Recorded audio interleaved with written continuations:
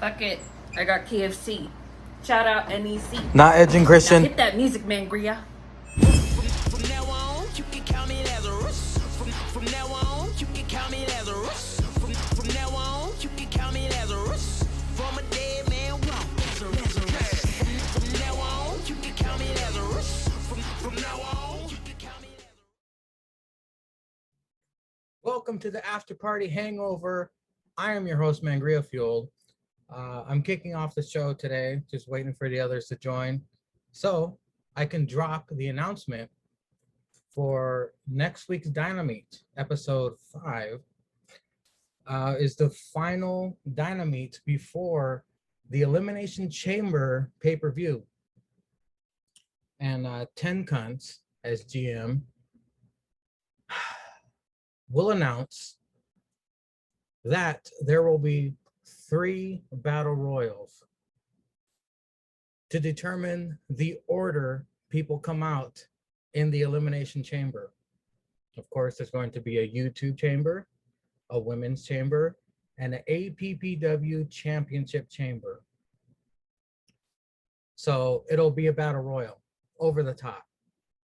And the people that get eliminated, first person, he'll be first out. Second person eliminated, second, and so on until the last man standing, who will come out last in the Elimination Chamber. That will happen in 3 matches, 3 battle royals. Plus, to deal with the tag team situation, there will be 3 tag team matches as well. So it's going to be a jam-packed episode, possibly crossing over the hour-and-a-half mark.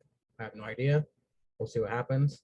But I have already picked, it's 3 tag team matches. The winners of those 3 tag team matches will then go on to Sunday Night Skeet. There will be no Sunday Night Skeet this week. There will be one next week, where those 3 tag teams that won will face each other in a triple threat tag team match. The winner of that triple threat tag team match will then go on to face the Fuck It Club at Elimination Chamber for the APPW Tag Team Championships. That's how the Elimination Chamber card will fill out. But until then, let us introduce the other legs of the tripod. They just arrived, so let's bring them in.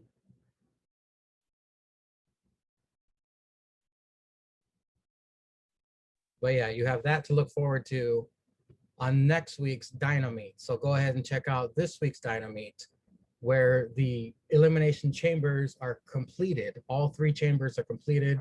We know the participant, but like you heard at the top of the show, that's how the order will be decided. Gentlemen, it is Julius _Caesar and the Great Bretsky 99 have joined the After Party Hangover Tripod Sessions. We'll start with you, Caesar. How was your week, my friend? It was a pretty good week, man. Had a couple friends come in from out of town, so we got lit like shit yesterday. I ain't never a bad night. Friday night, payday, lit like shit. Always good time in the streets. The Great Bretsky 99. Yay or nay to last week? Considering my week just ended, if kind of the past week, my week just ended by finishing AEW. I guess nay for right now, but it's a pretty good week.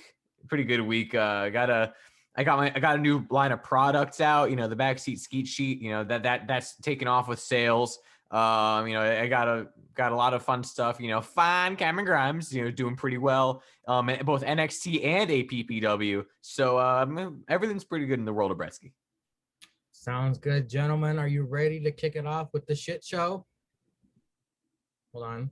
I just finished AEW, like I said, so the shit show's been gone like 2 hours ago. I watched it this morning and already don't remember what happened. I don't blame you. I'm literally finishing up the main event right now because I was like, I don't even remember who wrestled. Well, we'll speed through this bullshit because, once again, you always say we're going to speed through it. Then you say something that reminds me or Caesar or something that we get pissed off about. And then it goes on this will go on for 2 hours. This week was a waste of time, just like most weeks. It's Friday night. You know what that means. TGIF on ABC. But my Sling TV refused to cooperate, by the way, so I missed the first 8 minutes. Boo hoo, who cares? It started off for me I don't know what happened. with Christian Cage versus Angelico. Christian with a diving headbutt. If it was banned, I wouldn't be angry, JR says to the diving headbutt move. Impressive Intsurugi from the ground by Angelico. He wins with the Christian wins with the kill switch while staring down Matt Hardy. Christian gets jumped by Matt Hardy and H2 Hybrid, right? Is that their name? TH2, the hybrid 2. Yeah, the hybrid Yeah, there THU. we go. Jungle Boy for the save. Oh, that's next. Okay, Bretsky, fill me in on the 8 minutes that I missed, if it was important at all. So basically, what it was all this match. Basically, we come at what happened? So before the intro, whatever song in the thing, whatever played, we have the Pinnacle arriving to the arena in their limo. So that happened, and then we have the intro play, and then we cut right to Matt Hardy with no entrances. Apparently, TH2 are now his business associates because, of course, because Matt Hardy collects all the people who are irrelevant as well as Private Party before they became irrelevant, and makes them irrelevant and makes sure to pay them for being irrelevant. The first thing that I noticed was when this came on, was, oh, cool, Christian will beat Angelico in about 2 minutes, and then it went long. And that's another thing with, again, nothing against Angelico. I mean, I'm not a fan of TH2. I mean, we haven't seen much of them since that match with the Bucks was it with the Bucks, whoever it was for the titles a while ago. On Dark. No, they've always been on Dark apparently, and apparently Angelico is like a 3-match winning streak. This is always what happens: is guys we haven't seen in forever are randomly now, oh, we're on hot streaks, and it's like, okay, well, majority of your audience who doesn't watch Dark is gonna have no fucking clue why they're winning, like why they're on TV. Also, this all goes back to the thing that Cody said, I don't remember how long ago, of like how he's like, yeah, there are no jobbers, like there's no such thing as a jobber in AEW, because there should be. Like, yes, it's good to showcase guys, but when you have Christian unable to beat Angelico for 10 minutes, it makes Christian look like a fucking idiot. It's like it diminishes Christian's worth. It's like, okay, how can you say, oh, I'm gonna outwork everyone? I'm like one of the best. You're a Hall of Fame level talent, and you can barely beat Angelico. So it's again like same thing. Joey Janela lasting like 15 minutes with Adam Page, busting them open. Adam Page looked like a fucking idiot. He looked like he could barely beat Joey Janela, and now he's like, main event in Dynamite, beating Brian Cage, all this shit. So that's a big problem that they won't fix, but they have to. There are jobbers, make people jobbers, and when it's time to make them elevated, don't start with guys like Christian Cage. Start lower and build them up slowly so that we actually give a shit about them, and not just randomly give them 20-minute matches. Oh no, he can wrestle. I saw him do a cool move on the Indies. He has a good enziguri. Let him do it. But no, This is so stupid. It shouldn't have gone. I mean, it was fine, I guess, if I take my mind out of the context of everything else going on. It was a fine match, I guess. It was decent, but it's pointless. And I'm also trying to think whether or not I care about the Christian Matt Hardy feud. Like, again, they're basing this on the history of the feud, like with Ethan Page and Darby, as opposed to anything new that's happening now. Like, yes, it's more well storied and well documented, obviously, but like, there's no reason for me to care about them fighting today as opposed to 2002. Julius Caesar, your thoughts on the opening contest of Dynamite? Yeah, it was all right. It's basically what Bretsky said. Why is Tim just laying there? Get your dead ass in the ring.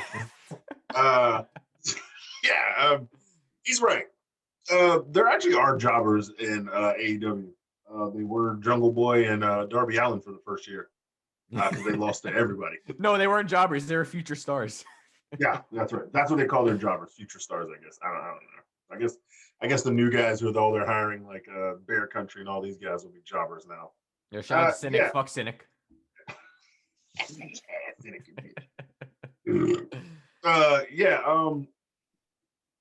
Christian shouldn't be fighting this guy for 15 minutes.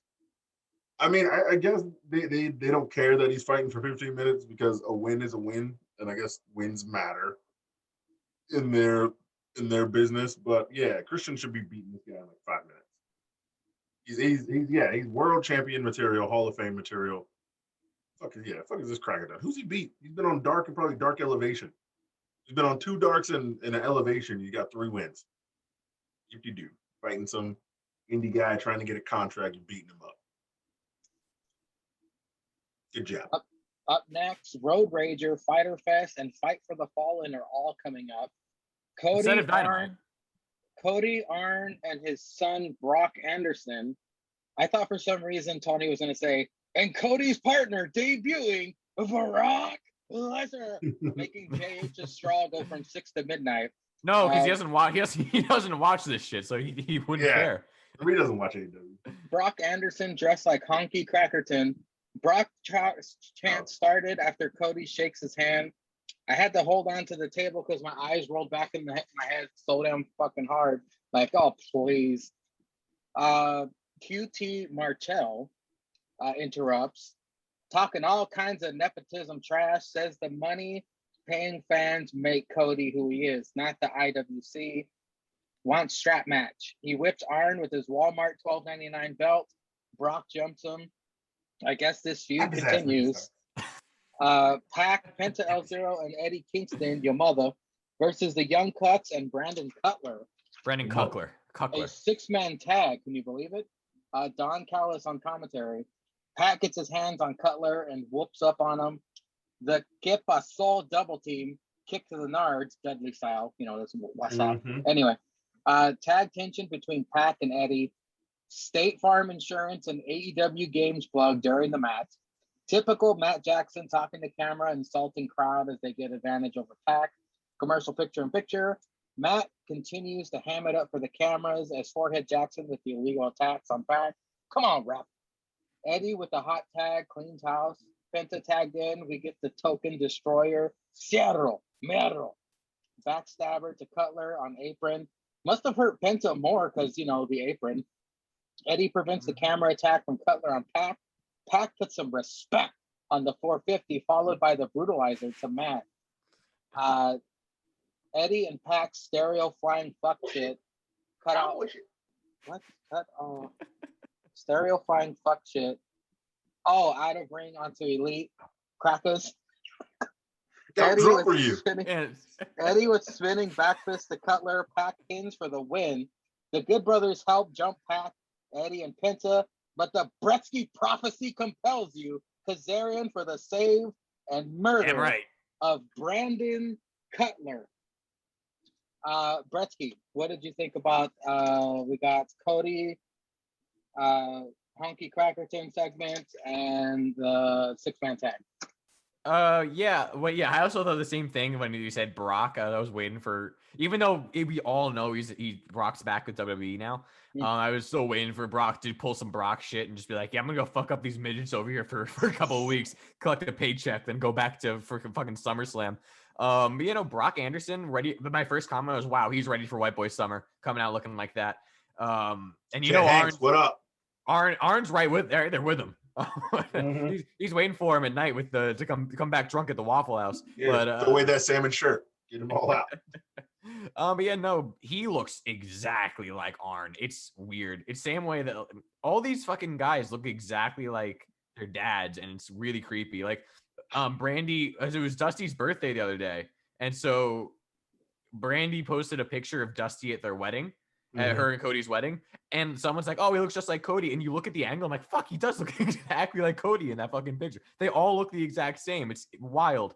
I'm kind of excited for Brock Anderson to debut, because I'd imagine that he's already better than 90% of the fucking talent, air quotes, very large on AEW because of his dad. Because if you're learning from Arn Anderson, you probably are already better than most wrestlers. But yeah, whatever. I don't know why they're doing another fucking tag match. This whole fucking story is going in circles. It's not even about a Go-Go got the pay-per-view match, but it's not even about a Go-Go at this point. And even though a Go-Go, like he's taking a backseat again, you know, to all this shit. And now we're at a strap match. Why? Like, why should I care? QT also can't, like, QT's really trying, and I can tell he's trying to cut these intense, like, fuck you promos. But I suck, right? What's with the explosion of strap matches, by the way? When did that become the new hotness? I don't know. Dustin's had, what, 13 of them?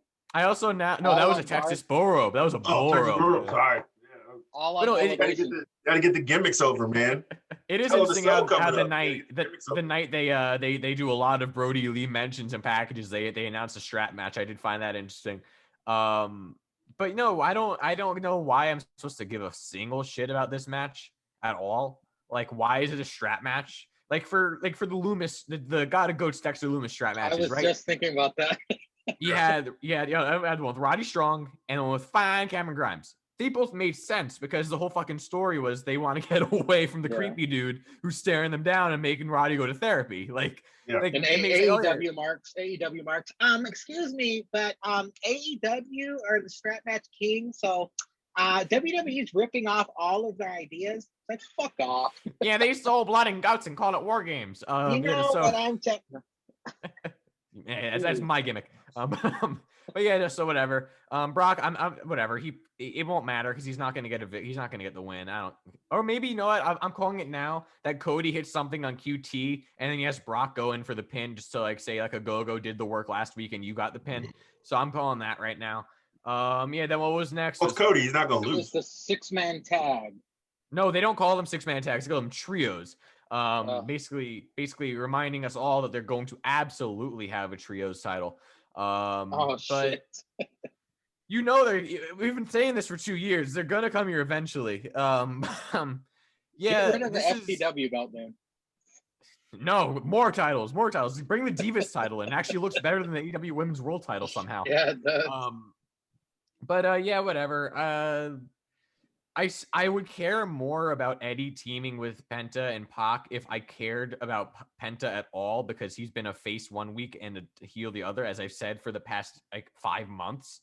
I would also care if they actually finished out the story of Eddie stealing Pac's friends in Death Triangle, but they just kind of dropped the ball with that story. So I would care a lot more about this internal strife if there was a reason to care, and I knew it wasn't just going to I didn't think it was going to go back and forth, who's face, who's heel, all this nonsense again. I like the idea of a coalition against the Elite and the Young Bucks and them. I like the general concept. Like Eddie and Kazarian being there makes sense to me, and I like that because they don't have anything in common, but the Elite's fucked over a friend of theirs. So I get it. And I like that aspect of it. Everything else I don't care about. This is a typical Bucks match. I mean, it was better than last week.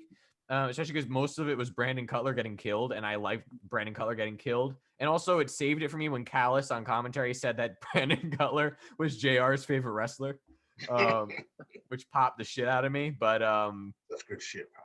yeah, whatever. I mean, I saw this great thing on a great like opinion, whatever, is that AEW fans, like when they're in the stands, will boo who they're supposed to boo and cheer who they're supposed to cheer, not because they actually care about who they're cheering for or who they're booing for, but because they just want to be part of the show with like their favorite wrestlers. Because it's interesting, is if you go on any AEW post, since they don't have casual fans, the majority of it's like, yo, but the Young Bucks are great. I can't wait to see that next tag match. And then they're going to get booed out of the arena. Oh, you sold out. Fuck Don Callis. You know, those chants. It's all like to be part of a show.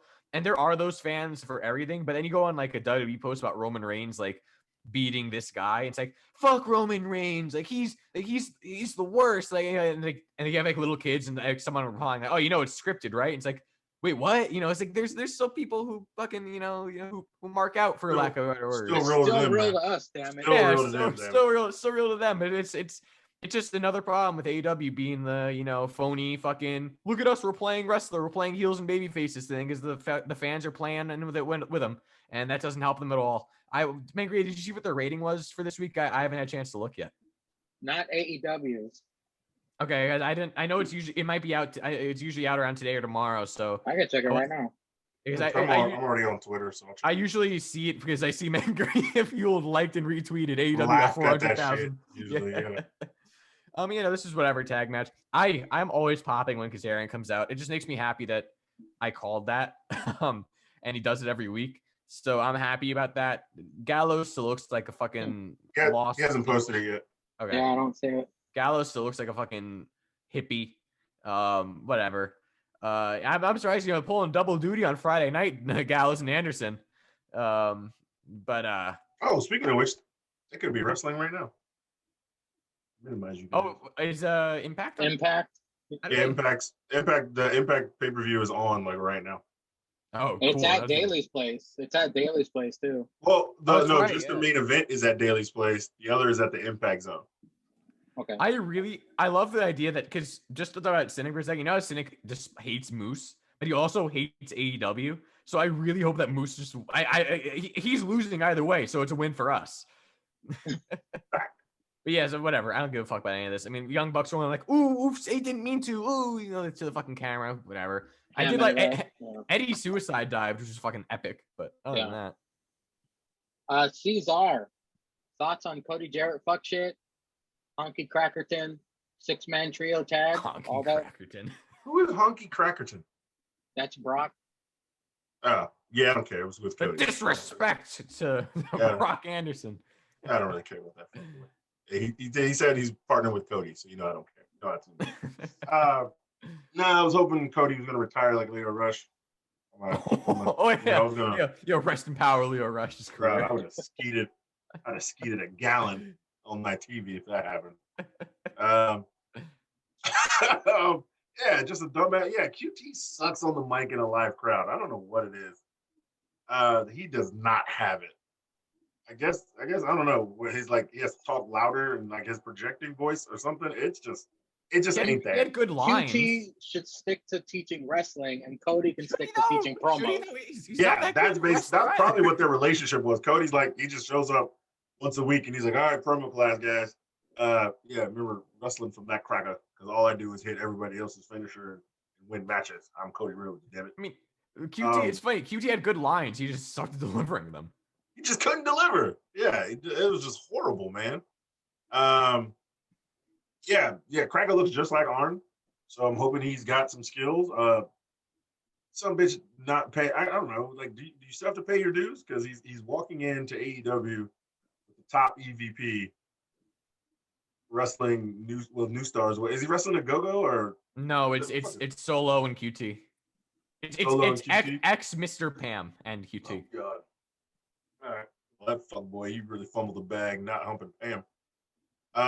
Or imagine her laughing at you like she does on TV after sex. Oh, Jesus, she probably laughed at him. This is no talent ass. That's such good shit, pal. Such good shit, pal. Keep that. like I'm not into that, but I'd be into that for Pam. Pam can do whatever she wants. I ain't mad at it. So yeah, it was all right. QT sucks on the mic, and then the trios match. All right. Yeah, and we got Eddie Kingston, your mother. We got old Pac. Oi, your Pac gets an oi too. Oi. Oi. And the man, Meadow Ole. Oh, he gets an oi. He gets an oi. Oh, he's Mexican. He gets an Ole. No, El Oyo. El Oi. Yeah, all right, fine. He can get an El Oyo Loco. El Oi. El Oi. Loco. God, I can't wait till NXT. Wade Barrett had me fucking crying. Oh yes. Oh man. Oh my I God, yeah. downloaded it on my Spotify. Oh, my Spotify, yeah. I downloaded it on my Spotify. Oi. I think I rewound that shit like 4 times. Let's just move on to NXT. Can we? Yeah. Oh my God, dude. I was Wade was on Oh. fire. Brett's you behind. know, yeah. he's firing on all cylinders. All cylinders he Oh, was yeah. firing all day. Dude, it's not just us, by the way. Real quick, because I listened to After the Bell a lot.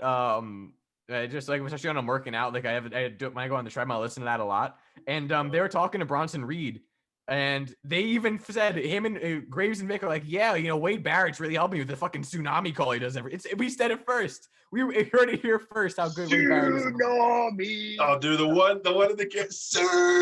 No, man. Tsunami. Boy. Boy. God, I love NXT. What is Wait, can we be called the Troy Pod? Troy? Oi. We gotta get to like 100 episodes and we can do the Troy That's pod. a good. I like that. Oh, Yeah. fuck. If we get to 100, that's the episode.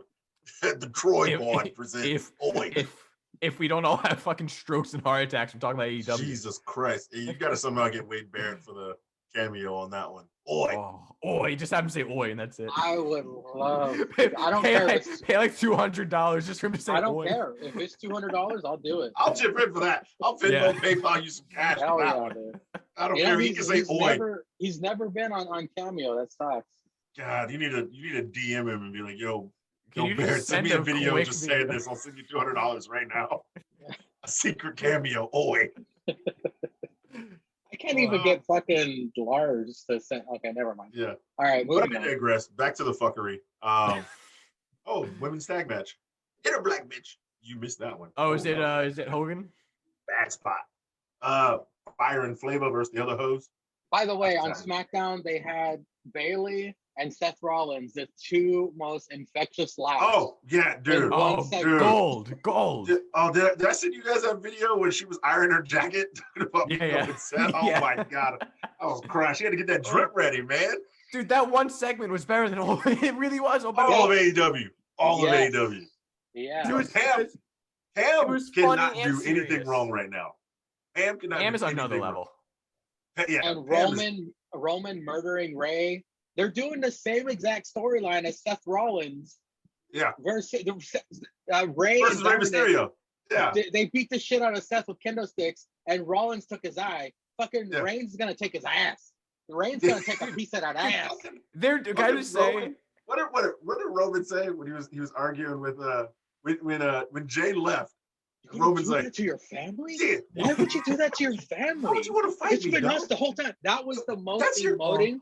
That Yeah. was the most emoting I've ever seen Roman do. Like Bro, that was real shit, he dude. was like, what did he say? He's like, you're the older brother. I know it's 5 minutes, but you're his older brother. You want to fight me? It's Why not you about wanna me. fight? I love you. It's not about me. It's not about this. It's not about the tag team. It's about your the brother. family. You just You know, let him leave. you know, Just let him Naomi got. leave. You know, Naomi got like wine drunk and like called Roman to complain about some shit that they were doing. Don't And then you he talk brought it like up to that TV. to my man, motherfucker. Bro, for now I need Jimmy versus Roman with Jay as the ref, and I just want him to super kick both of them at the end of the match. They're having Ray versus Roman Hell in a Dude, Cell. that's gonna be so good. Ray is going It's to gonna be- get murdered. He's gonna beat Ray so No, bad, Eddie's no, gonna feel it. no. No, Ray's gonna win. Ray's gonna do some fuck shit. It's Dude, gonna wait, be great. Dominic's That's- gonna win the title at SummerSlam. Yeah, Dominic's gonna jump in the. He's gonna get in the Hell in a Cell. Jay's gonna get in the Hell in a Cell. Jimmy's just gonna be watching at the desk, talking about, "Oi, oos, he out here streets." That 4 I minutes, just gotta say, that 4 minutes of us talking about SmackDown, better than all of AEW. Dude, like, Of course, it is. I don't even know where we are. they Oh, the did. trios match. It Let's was all just right. move- let's just move They on. did a segment. Brandon Cutler's trash. We all hate the Cucks. Eddie Kingston, mother, he's great. After that, Pac Orange Cassidy Omega match video package directed by N.E.C plays, and it was like it made Kenny look like the conquering hero. There was altered footage and altered fan chants saying "Thank you, Don." Instead of that "Fuck was you, Don." funny. That was funny. That was funny. That was funny. I gotta give him credit Bitch for is that. wrestling in a suit and wearing Uh, a jacket. Cesar, thoughts on that video package? oh yeah, video package was hilarious. Actually, I didn't mind it. Usually, I hate these Kenny and Don things, but this one it was actually very good. Ow! Hit that bitch with that fisherman, and then I liked it. I laughed at it. Yeah, no, That's I good. agree. I thought it was funny. I was like, I don't really like the idea of like the fucking conspiracy thing because it's a very much like Sami Zayn and Dr. Baker DMD. So we've seen a lot of conspiratorial promos lately, and I don't get why Kenny would have a conspiracy against him because it just is a triple threat. He's an EVP and he could just change it. But this is funny. I like this. I will say though, as I was trying to say before, they did lead up to a Hell in a Cell in like 2-3 weeks. And Yeah. I'm very fucking excited for it because it's actually a really good build, like legitimately a good build to that Hell in a Cell match. But they did that 2-3 weeks better than like AEW telling a year-long story. Isn't it more of the story of Jimmy, Jay, and Roman than a story of Roman Exactly. versus Ray? All this is Roman, like the continuation of Roman, Jimmy, and Jay, and just Roman beating the shit out of everyone. But Ray's the first guy to say, "No, fuck you! Stop fucking beating up Ray while you killed my kid. What the fuck?" So Ray's the first guy to step up, and Roman's like, "No, fuck you, Shit out of dude." Like, By the way, Lesnar's still walking around after he murdered Dominic. He beat the fuck Fuck out out of Dominic. Everybody beats the fuck out of Dominic. He's dude, got to pay his dues, man. He's got to pay his dues. but will you ever forget that double 619 at Survivor Series though? That was incredible. That was epic. There's Anyway, that. let's go from Right. epic to not epic. What's next on AEW? I'm Andrea? going through all kinds of shit right now. Pinnacle come out, Uncle Dax on mic, Inner Circle chants, Cash don't give a shit about Santana and Ortiz families, Nope. Sean on the mic, trashing Sammy. I'm the hero. Tully pulls him away. War Dog on mic, Stan's mustache, by the way. Mhm. Wants Hagar. You're in Wardlow's world. MJF is tired of Jericho's shit. He rags on Jericho again. Working with Jericho was disappointing. Jericho is a false god. Denies Jericho's match request. Sammy chants loud from the crowd. Sammy has some speaking skills Sammy has the same speaking skills as Helen Keller. Lit. Jericho interrupts from Tron, has Floyd in hand. Rest of Inner Circle weapons in hand, destroy Pinnacle's limo. I didn't even see the limo at the beginning, so I was like, who cares? Spray paint El Barto on the door. That was my favorite part of the whole segment. Wait, was it El Barto or Barrio? I thought it said El Barrio. I thought it was El Barto because that's what. I- But anyway, It would make sense for El Barto. I thought it was El Barrio because Hagar on forklift rams and lifts limo. Unbelievable, Tony says. You little company bitch, I'll fight you any day, Sammy says to MJF. Darby tells Sting to stay home and watch him take on Ethan the Scorpio from his rascal. Evil Uno waited 17 years for this opportunity video package. TNT Championship match, Evil Uno versus the 9-0 Miro. Evil Uno, Dark Order, wish him luck. Miro, does he spit water now during his entrance? Yeah, I thought he was Triple H or something. Of course, Miro dominates Uno. Uno mounts some offense while attacking on outside, but Miro continues punishment through commercial picture-in-picture. Unless the Gimps return and gang rape Miro, Uno is doomed. ST. What? Oh, Stu. How drunk were you? Stu and 5 come out for support. Miracle. 60 drip. Oh my god, he's back. We got ready for Dixie drip murders Stu. No, Miro murders Stu and scares away 5. Uno mega pounds his way back into it. All of Dark Order out, even -1 to support Uno. Miro stumbles. You sound like us saying fucking Million Calorie Man on NXT. Yeah. Miro stumbles into exposed turnbuckle and Almost Uno 70. rolls up, Almost gets a 70. 2.5. Miro with a game over right in front of -1, even waves at them. Miro is now 10-0. Andrade video package. He's the face of Latinos, guys. Sit down That's with Santos. JR That's next Santos. week. Tony Sorry, and the Ring, Heat. Omega and Don out talking trash about Jungle Boy. It's a con job. That was kind of clever. Yeah. Big You a conspiracy. one-hit wonder like the band who sings your song. That underwear model body of yours, Omega says. Jungle Boy comes out. Kenny berates him. You talk way too much, Jungle Boy. That's what he said. Then a fight breaks out. The Cup save Omega. Really quick, that bitch and her bitch, Sterling, promo vid. He said that B word. That kind of got a pop out of me real quick. Every time you Julius say that B Caesar. word, we get money. Julius Caesar, all that bullshit. Let's start with the Pinnacle coming out and Jericho ruining their limo. Yeah. So basically, they're gonna do this after every match. One of them comes out and has a 15-minute promo, just talking. Everybody gets to talk. Everybody wants to talk. What's the point of spray painting a limousine if you're just gonna run through it with a The same forklift thing. up? Directly Like- through the spray paint. Yeah, we get right through the spray paint side. Like, leave the spray paint side alone. You should have rammed it on the other side. Yeah, I mean, they all can talk. It's fine. And they're gonna still fight each other. Okay, yeah, we knew this. Next case. What was next? It Oh, was Darby, Darby tells Sting to stay home on his rascal. Of course, Darby's gonna fight by himself. Didn't he do that one time? Wasn't he supposed to like team with John Moxley or something? I think so, And yeah. And then he ended up fighting by himself, and he tagged himself. Somehow got like miracle strength and beat the trash out of like Jericho. Yeah, somewhere. yeah, something like that. That shit's gonna happen again. Okay. Fine. Or the Murder Hawk's gonna come out and actually tag with him or something. Murder Oh, Hawk's face now. fucking face Murder Hawk, kill me. Facing Murder Hawk some trash. TNT Oh. Championship. Oh yeah, he knew Miro wasn't gonna lose this. Yeah, it was too soon. So I guess who was he beating up? He's beating up 10. He Beating beat up Stu and he scared away 5. You know, Yeah, you Fox know, not wrestling. they had to hold back -1 at the end. Yeah. So I guess he's either gonna have to fight Hangman and Hangman will take it off him, or Hangman's gonna go for the heavyweight title. Silver, yeah, he they beat- might do silver. Wait a minute, Cesar. He's gonna go for the prestigious FTW title. Oh shit! Get the fuck out of here, that trash.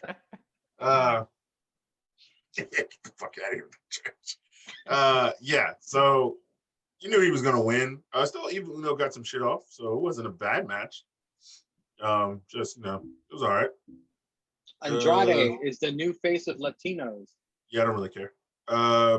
Up next, Tony in ring, Omega and Don out.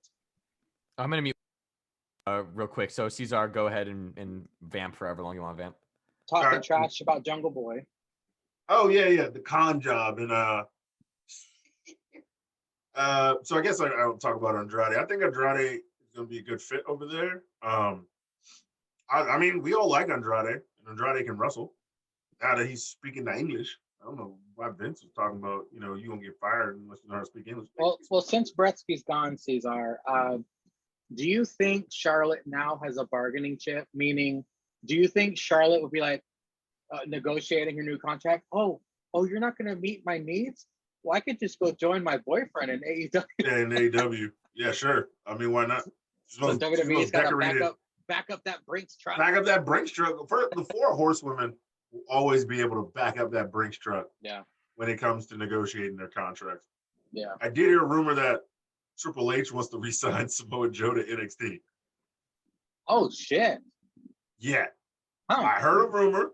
I have not looked it up myself. As if NXT wasn't already my favorite show. Samoa Joe coming back. Samoa Joe comes God. back. Oh my god, he needs Oh it. my I would God. want him to murder. He has to murder Cross if he comes back.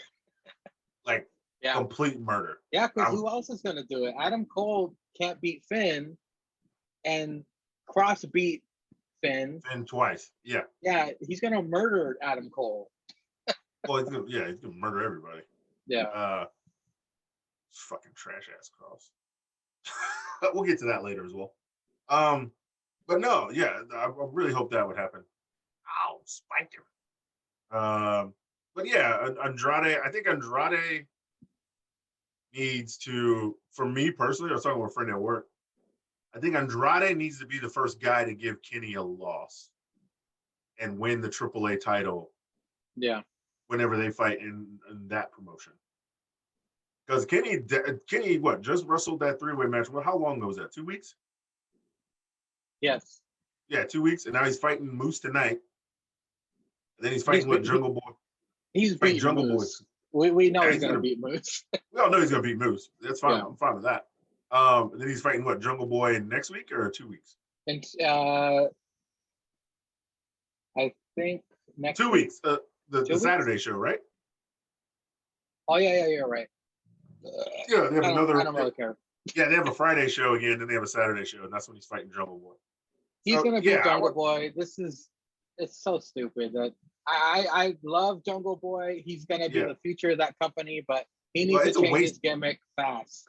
Yeah, it was a waste right now giving him this. Yeah. We all know Kenny's just gonna murder the shit out of him. Yeah, or there's gonna be fuck shit with Don or the Yeah, Bucks or Brandon Cutler. Yeah, the Good Brothers. The Good Brothers are just gonna come out there and beat up Luchasaurus.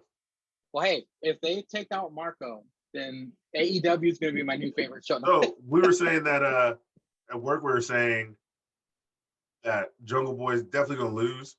It would be good if the Cucks did something, and then Luchasaurus and Jungle Boy take the belts off the Cucks. Yeah. That's possible. I like that scenario better. But do you like that bitch and her bitch Sterling? I mean, I like looking at that bitch. I know what that's like. She probably just manhandling niggas in the sack. If that bitch had 5 years of experience under her belt, she'd be her versus Charlotte would be incredible. Yeah. Because of their physiques, they got kind of have similar physiques a little bit. Yeah. It's like she's just a more diesel version of Bianca Belair. Yeah. Like, yeah, she needs to go to WWE and NXT. Greatest woman division. ate a super mushroom from Super Mario Bros. Yeah, she would turn into Jade Cargill. She's that bitch. She'd have to cut her hair and eat a mushroom, and then she would be that bitch. Well, Bresky's still gone, so I'm gonna move on. Old Glass Eye, Scorpio Sky, and Ethan Page, the men of the year, cut a promo on Darby. Sure. Then Murder Hawk kills Sam Roberts quickly in a quick match. Cesar and Wingman cut promo on Orange Cassidy. Then we get Nyla Rose with Vicky Guerrero versus legit Layla Hirsch, the Russian Munchkin. Nyla immediately throws her around until the Munchkin with an elbow bar applied attempts a tope suicida. Tope. But Nyla disciplines this jacked up toddler. This is like watching Barney attacking his audience. A commercial picture in picture. The child abuse continues. Back from break, Honey Boo Boo German suplexes Keith Lee and does a moon rock salt, getting a 2.5 count. Yeah, the fuck right. Yeah, Nyla wins. Tony with Dr. Britt Baker and Rebel, not Reba. You look good flipping them burgers. She said about Nyla Rose. Yeah. I'll add you to the list of jealous bitches. And at the end of this promo, DMD, even Tony does it. Yeah. What do you think, starting from the top, Old Glass Eye, Scorpio Sky, and Ethan Page talking shit about Darby? We should have had a bitch counter this week. That's where everybody said bitch. I think Sammy said bitch. Maybe Sean Spears said bitch. We know Jade's gonna say bitch. I do like how he leads into that, to where she says her catchphrase. And he was like, the B word, and we get revenue every time you say it. So hit him with it one more time. And she said it on the way out. I do like that setup where he should have said bitch. He's a bitch for not saying bitch. Britt Baker's calling people bitches. Jade Cargill's that bitch. We should have had a bitch counter. Usually it's the shit counter, but we should have had a bitch counter. Well, I think Uncle Dax did say shit. So you gotta have one. It was Cash. I don't give a shit about your families. Yeah. Old Cash. Yeah. Is he back? Oh yeah, he's back. Oh my god, I just went to a fucking alternate dimension where AEW was beating Raw and SmackDown in the ratings. It's terrible. Oh, Jesus Christ, you might as well kill yourself. No more huffing paint, Bretsky. Yeah. I'm sorry, you know old Bretsky. Yeah, kill yourself. Cesar Murder Hawk murdering Sam Roberts quickly. Yeah, funny. He won't go mad. He won't go be in there. Like, he fucking did he powerbomb that fuck boy over the ropes? That was SmackDown. That was SmackDown. Oh, okay. Never mind. Can we talk about SmackDown instead? Actually, no, I haven't fully seen SmackDown yet. So I haven't fully seen SmackDown either. I just watched the Roman stuff. Oh wow, you guys! I can't wait. I'm excited. To see that. I wanted to save it this week because I knew how good it was last week. I just want to save it as like a nice. I haven't watched the full show. I just watched online the Roman stuff with Pam. The closing segment has potential murder. Oh shit! Okay. Yeah. Boy. I was like, I said to my wife, "Did you see that shit?" You'll find out. Still real to him, damn it. Still real to him. You'll find out. But yeah, Cesar and the Wingmen. That's their name. The Wingmen. They're the Wingmen. They're trying to they're trying to recruit Orange Cassidy, right? Bretsky, how the mighty have fallen. you would know, Cesar. You would know what they're trying to do. I mean, you're there. You were cutting the promo. I wasn't, because that's some cracker Cesar Bononi. He ain't Cesar. With a shiner. Yeah. Get his ass kicked for it. It's still real to him too, damn it. Nyla Rose versus the Russian Munchkin. Yeah, she threw that little bitch all around the ring. It was great. But yeah, like I'm supposed to believe, like, this bitch is gonna hit Nyla's fat ass with a German and get a pin. Fuck out of here. Pinning off that shit. Your little ass. I'm surprised she lifted her up though. Even with the jump, it's a lot of beats to get around. Probably some jumping involved. Get some, Andy wishes he could throw around. What up, Andy? Shout out to Andy. Yeah, shout out to Andy. Love you, Andy. The Britt Baker's interview with Tony. The disrespect. Can't do no wrong. The proper name for Britt Baker first. Yeah, the Dr. Britt Baker. I did that before you got here, Bretsky. I was listening the entire time. I've been here. I said to mute, pause. Then I told the bitch she looked better flipping them burgers. She needs to go back to doing that. Good shit. Of course, yeah. Tony's a man. Dr. Britt Baker, DMD's a man, and Reba not Rebel. Well, Always good I'm shit. gonna let Bretsky do like a super review because I'm going through the main event right now, and these are my notes. These are So my notes. is this gonna be me going from when I left to the full fucking show? These are my notes. The main event, Taz on commentary. P2H and Cage versus Tin and Hangman. Hangman has lost all sense of time, Cesar. Yeah, I seen it. There was a commercial picture-in-picture. Turn to SmackDown just in time for Bailey's Ding Dong Show with Seth Rollins. Yes. Fuck you, AEW. Okay, Bretsky. I mean, shit. We got the pinnacle. That's your notes. That was your note. Bretsky. We have the pinnacle segment. We have the. Wait, no, don't go full. Don't go full. Just go one at a time, so because I'm gonna forget right away. No, I was gonna let you comment on whatever one you want. You don't have to do all of it. Just I'm whatever gonna you do want. all of them because I have comments okay. on all of them. Start with the pinnacle and then work your all the way through. All the way through. Yeah, AEW. I'm gonna put y'all on mute while I watch this paper. All right. AEW says that they are they're so different from WWE. They don't put the same stuff out every week, but the same exact thing has happened every single time the Pinnacle and Inner Circle have fought. Is that every single time one of them will switch a week and cut a promo and get interrupted by the other group. But I did like the fucking line. They had some good lines in this though, because of course they did. Of fucking Cash saying that he doesn't give a shit about your family, so he doesn't have kids. Was good. Saying Sammy talks like Helen Keller killed me. There was some good stuff in here, and MJF declining Jericho's challenge was good as well because it fits in with his character. Yeah, whatever. I said my piece last week of the way I wish they handled this, and they're not handling it that way, and it's kind of hard to get fully into it because it's just all so quick. Anyway, whatever. They destroyed the limo, and Hager apparently is a blue collar man now. So he destroyed the limo. What was next? Up next, Darby tells Sting to stay home and watch from his rascal. This was hard to watch. This was hard to watch, really. Because once again, Sting is now Steve when he's talking. And Darby was just fully monotone the entire time. So I want you to go home. I want you to. Did you see the shirt, by the way? Half Sting, half I like Darby? that shirt, though. That's Get a cool the shirt. Fuck out of here. That's a cool fucking shirt. That is a cool fucking shirt, though. Bye. That is a cool shirt. That's all I'm saying. I'm back. He's going back to Impact.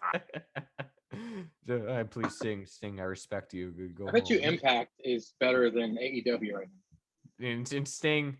It's not. You got Sting standing there waiting for a fist bump for 10 years. It was hard to watch. TNT Championship, Evil Uno versus Miro. Dude, I feel bad for Uno because they're fucking doing all the heartstring, Brody Lee, I'm gonna make him proud shit. And he gets fucking killed. He did some good shit. I don't know why they had Evil Uno be the first person to knock Miro off his feet. Because Evil Uno is not really a guy I see doing anything other than tag team stuff. As I've said last week, and we've all said that Dark Order's kind of pigeonholed now into comedy, haha, we're lovable goofballs.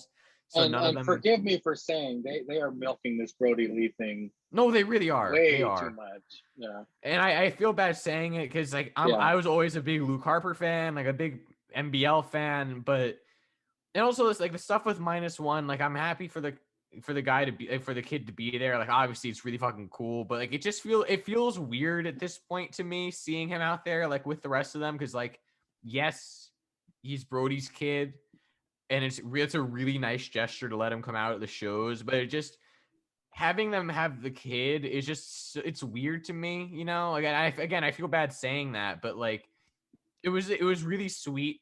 Like for the first little bit, and like, having him do the shit with Ty Conti was really, really cool. But it's getting a little odd, and like obviously, he got in trouble for not doing his homework, so he's gonna be off TV next week, which is funny. But it's a little weird. I wish they wouldn't bring up, it's hard not to because he was so, he was a big guy, a big star, everyone loved him, but it just mentioning him all the time it makes you think.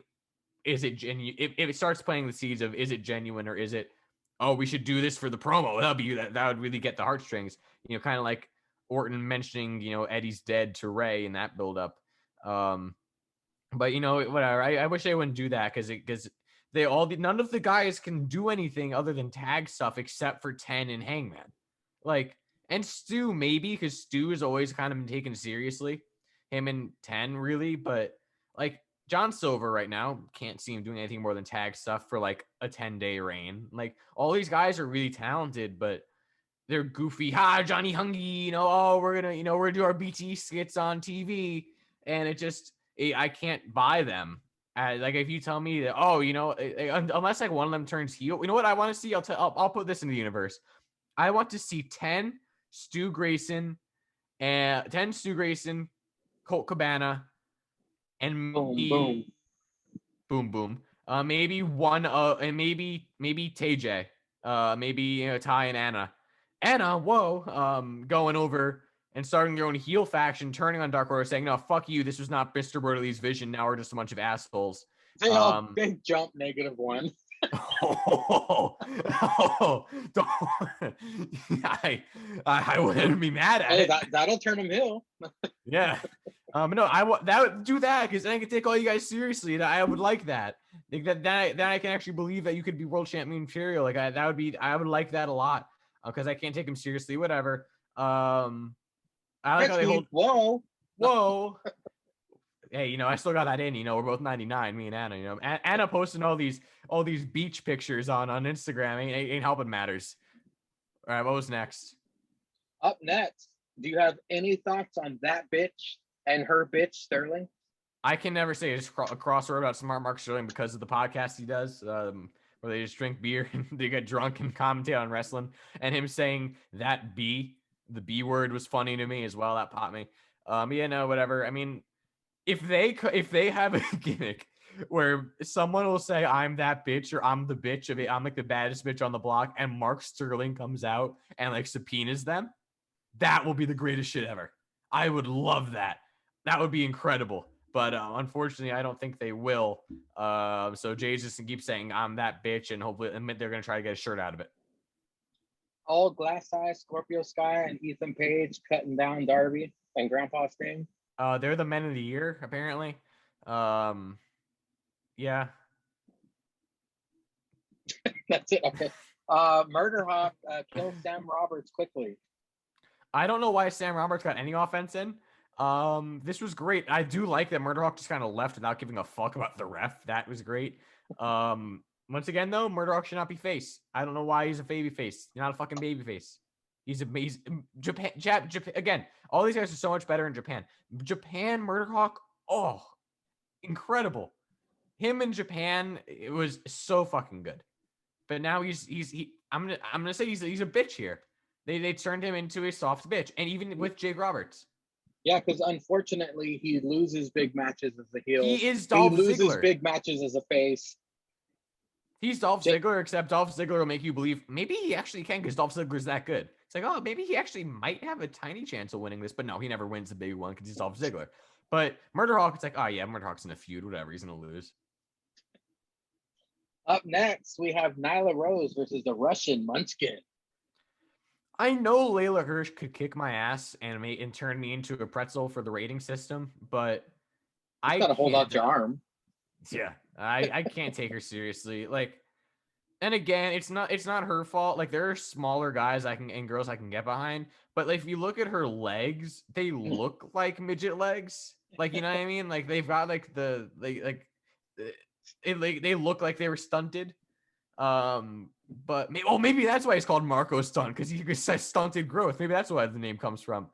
But no, I can't take her seriously at all. Like, I know she's badass, but like when I look at her in the ring, like I can't. Like when Nyla was setting her up for the top rope leg drop, and she was like on her tiptoes on the bottom rope, I was like, I can't. I don't believe that you could win a world championship. Like, all respect to her, because like apparently her journey is really incredible and she's like this phenomenal athlete. Like all the respect in the world to her, but she can't survived take her seriously. abortion. Yeah, god damn, Angria. It's what the fuck? Seriously? Her finishing moves now gonna be called the wire hanger. Alcohol Plan fetal B. syndrome. Oh, that's in the Plan B. But yeah, no, I can't. And Nyla also still doesn't do it for me. Pride Month, yeah, but she's killing Andrade. Sadly, that match was way more entertaining than the main event. But what are your 2 cents on that dumb shit, wrestling? Wait, what about the other stuff? Wasn't there something else in between? That was Dr. Britt Baker. My bad. You can't skip the doctor. And also Andrade. But No, that was after the Miro match. Oh, well, Andrade, yeah. I'm sorry, Andrade. I love you, bud. But the only true face of Latinos for me is Santos Escobar. So, you can keep your thing. And also, he randomly got good at English. Like, his English promos in WWE were not good. And in like 2 months, in the 90 days he couldn't compete, he learned English. So, I mean, good for him. He can afford Rosetta Stone now. Yeah, Charlotte bought him Rosetta Stone. Yeah, happy birthday. Did you see him suplexing Ric Flair into the pool, by the way? Yeah. Like 4 or 5 times. Yeah. That was fucking great. You know, Rick's having the time of his life. He's like, I was like, you're banging hey, my man, daughter. you ever need some strange poon besides old Paul Neck over here? I got you, your boy. They reached Ric Flair for comment. He said, I was higher than motherfucker. That's high as motherfucker. But yeah, no, Andrade, I feel again he should not be with Vicky Guerrero and Nyla Rose. I'll tell you that much. Man, no, good. I agree with everything Cesar said. I think you should give Kenny the first loss. They should publicize that shit a lot. Yeah, I'm interested to see what his character is, if he's heel, face, whatever the fuck he is. All right, and then Dr. Berbager, DMD, again, always killing it, saying you look good flipping those burgers is great. Yeah, they need to sign Serena Deeb right now. Because I said last week I think that should be her first feud with Serena Deeb. It's not because it's June. But Serena just brings so much to that division. Her and Baker could have such a great feud and great matches and all that shit. Sign Serena Deeb right now. But yeah, Dr. Britt Baker, DMD, always killing it on the stick. And then what was that? Main event? Main event's up next. I didn't mind this as much. I mean, this was more of a story. Again, more pushing the Brian Cage turning face narrative. This is fine though. I mean, Will Powerhouse, don't call me Will Hobbs. Was doing his thing. Brian Cage doing his thing. Wait, we missed the Kenny promo. Let's move on, Bresky. No, I don't want to spend that much more time on this. You asked me to do I'm covering like from the 30-minute mark here. Going. We're over an hour on AEW. I didn't want to spend this much time. Are we? On. Yes. Well, we spent 20 minutes talking about SmackDown. The main event. We did. Bresky. Kenny Omega having homos. Real quick, Kenny Omega has said just flat out homoerotic things about 20 times in every promo. And like, listen, I don't care how you swing, but it's so weird. He's playing a heel. He's not an actual heel. He's just having fun playing wrestler. Kenny Omega, go back to Japan. You were way better there. Yeah, main event. Yeah, whatever. I mean, it is what it is. I mean, we had 10. Is Hangman in Dark Order? He's not in Dark Order. They every week's a different story.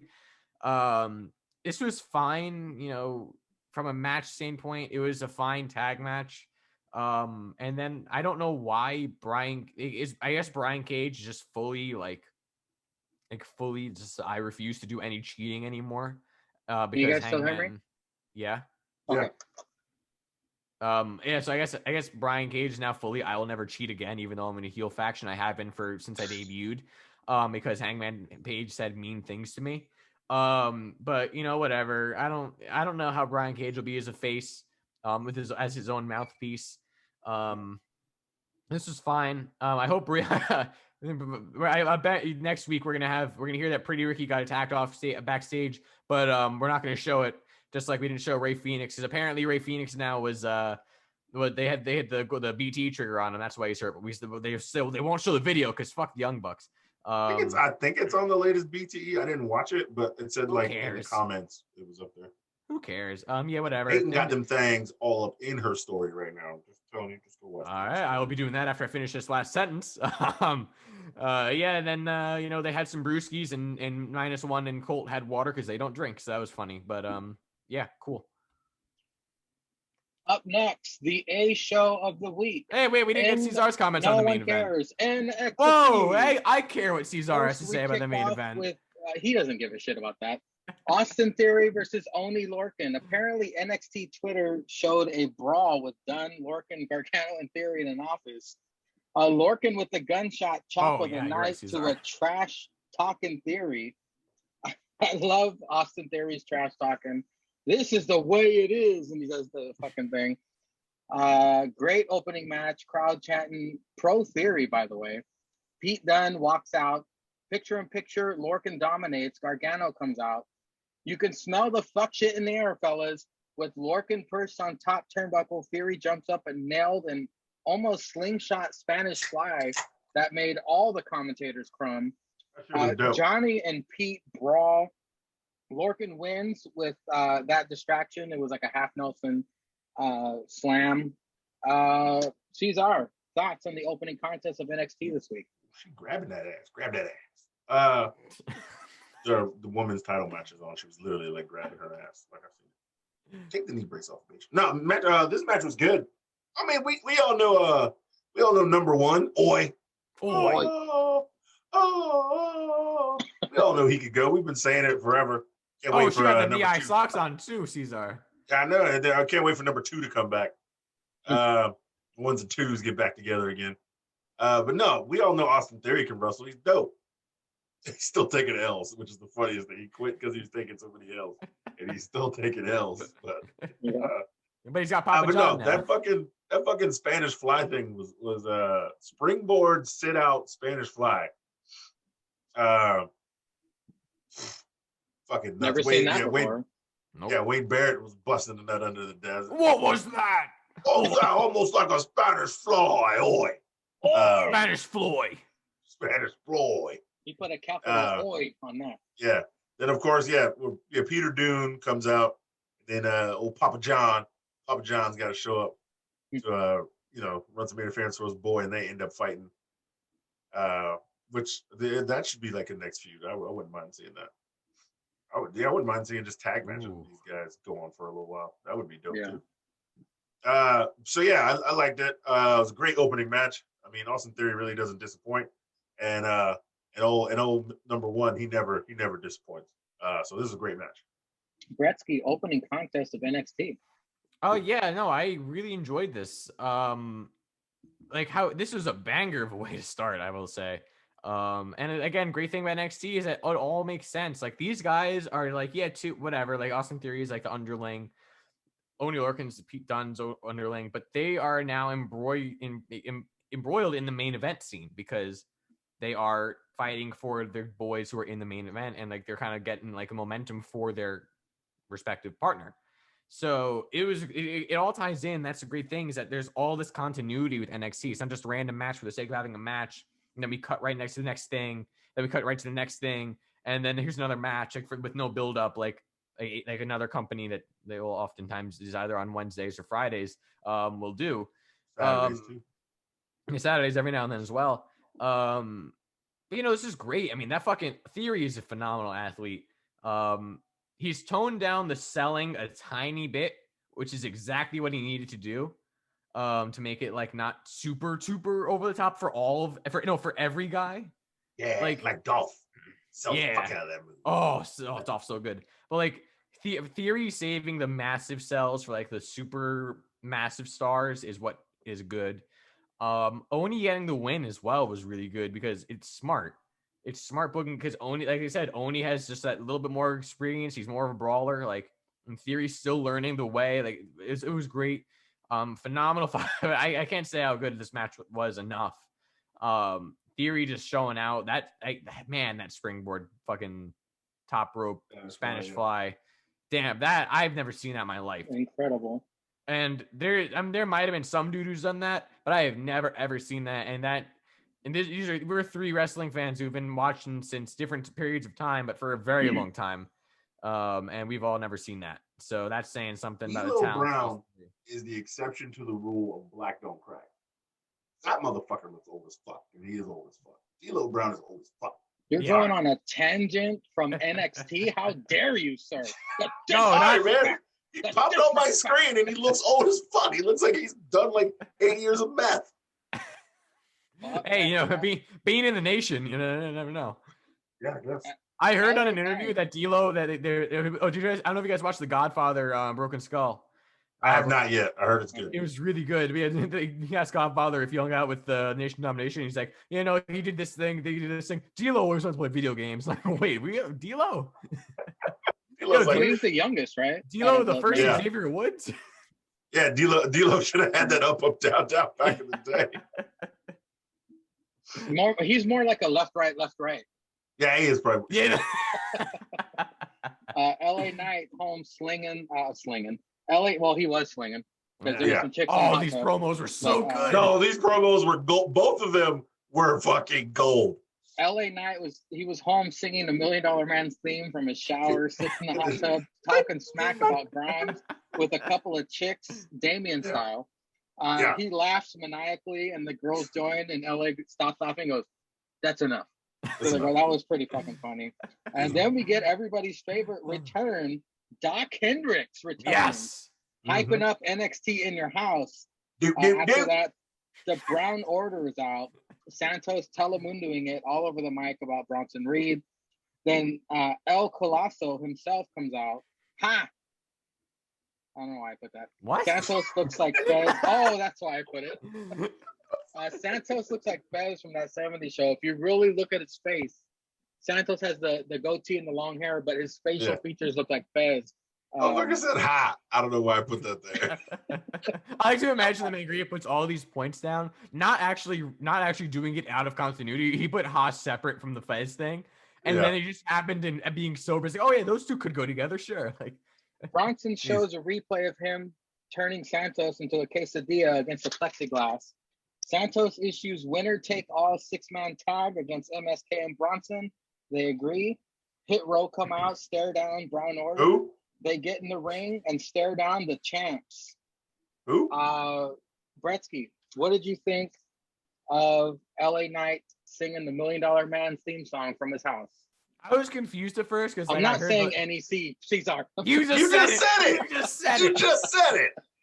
The disrespect for the NECs walking out here talking trash, rapping their own theme song down the ramp. I'm glad they took a page out of Bretsky's book and wrapped their own theme song. Anyway, Yeah, top dollar is mad at you right now, Big Real, when he's not gonna watch this. Holler. Top dollar and Ashante the Adonis, not the Wednesday. Yeah, Wednesday's gonna be mad when he watches this. You know, I was confused for like a split second when they cut to the house and you just hear a very echoey money, and I was like, what is happening? Like, and I'm like, oh, he's singing in the shower. This is great. From start to finish, everything with Grimes and Knight and DiBiase has just been fantastic. Yeah, chef's kiss. You know, he's just like when he's holy shit. There's actually a full creld for this main event match. Cesar, No would you crowd. pay attention to NXT? Cesar, who gives a flying fuck about Kenny Omega? Why sell tickets to this for one match? This is what I'm asking. This isn't an Impact review. Go ahead, Bretsky. Yeah, this isn't a Silver pregame available on all places you get your podcasts. Hosted by Andy with an I and Sticks Adam. But this is not that podcast or the faux pod, which we'll get to later. This is the tripod sessions. Yeah, this was just so good. LA Knight being, and also we'll get to it later, but Grimes being the face in this, and them turning Grimes' face was so genius just for this feud. If it's only for this feud, but because LA Knight plays that cocky, arrogant, I have sex with all these women, then I don't call them back the next morning vibe to him. McKenzie. I know he fucked McKenzie. Oh yeah, you know they fucked. You know. I think they've all fucked Kenzie. Yeah, they fucked hard. Yeah. Big Dick Vic is mad. He's like, why are you humping this guy? That's why Big Dick Vic is rooting for Grimes over LA Knight because he's like, hey, you never got one with McKenzie. But yeah, no, this was incredible. As soon as he got out of the shower and the chick came out with the bathroom, I'm like, oh, this is gonna be good. This Thanks, is gonna be baby. Thanks, Toots. Thanks, Toots. LA Knight is legitimately just a character. Wait. We might have to start going L.A. Knight. We got to do that. L.A. Knight. He Yeah. is. Ha. Yeah. Yeah. Oh, L.A. John. Yeah, it's you know, he's just so good. Like, I don't know how to explain it. He is straight out of like fucking GTA San Andreas. He like from the music to just the mannerisms to everything. He is just like he's just a fucking he's just a machismo guy. Like that's all he is. And you know them going to the hot tub and laughing and be like, yeah, no, that's enough laughing. That was great. Yeah, That's then enough. that's enough. Just then you got to the fucking car to the slow-mo drive away. Yeah, then we get Santos and them. Santos doing the intermittent Spanish was also awesome. How we did, but then he goes back and translates it for us because he's such a nice guy. So yeah, really Santos is the face here. No, but he Santos is great. Santos on the stick is awesome. He's gotten better with promos since day one. I'm also then Bronson coming out and is like showing the flattening thing again all over. You know, giving me some Pam laughing and the Thunderdome vibes. It was great. Fucking great heel work from Thick Boy. Yeah, you know, great antagonizing from the old Mr. Thick. Yeah, then Santos going, come here, Thick Boy. He's Thick Oi. Thick Boy. Yeah, then Santos going, come on, Thick Boy, get in the ring. You know, I'm like, oh shit, like he's calling him Thick Boy. Get in the ring. He should have said ring. Yeah, then MSK comes out. We all knew that. Then they have the 6-man tag. That'll be good.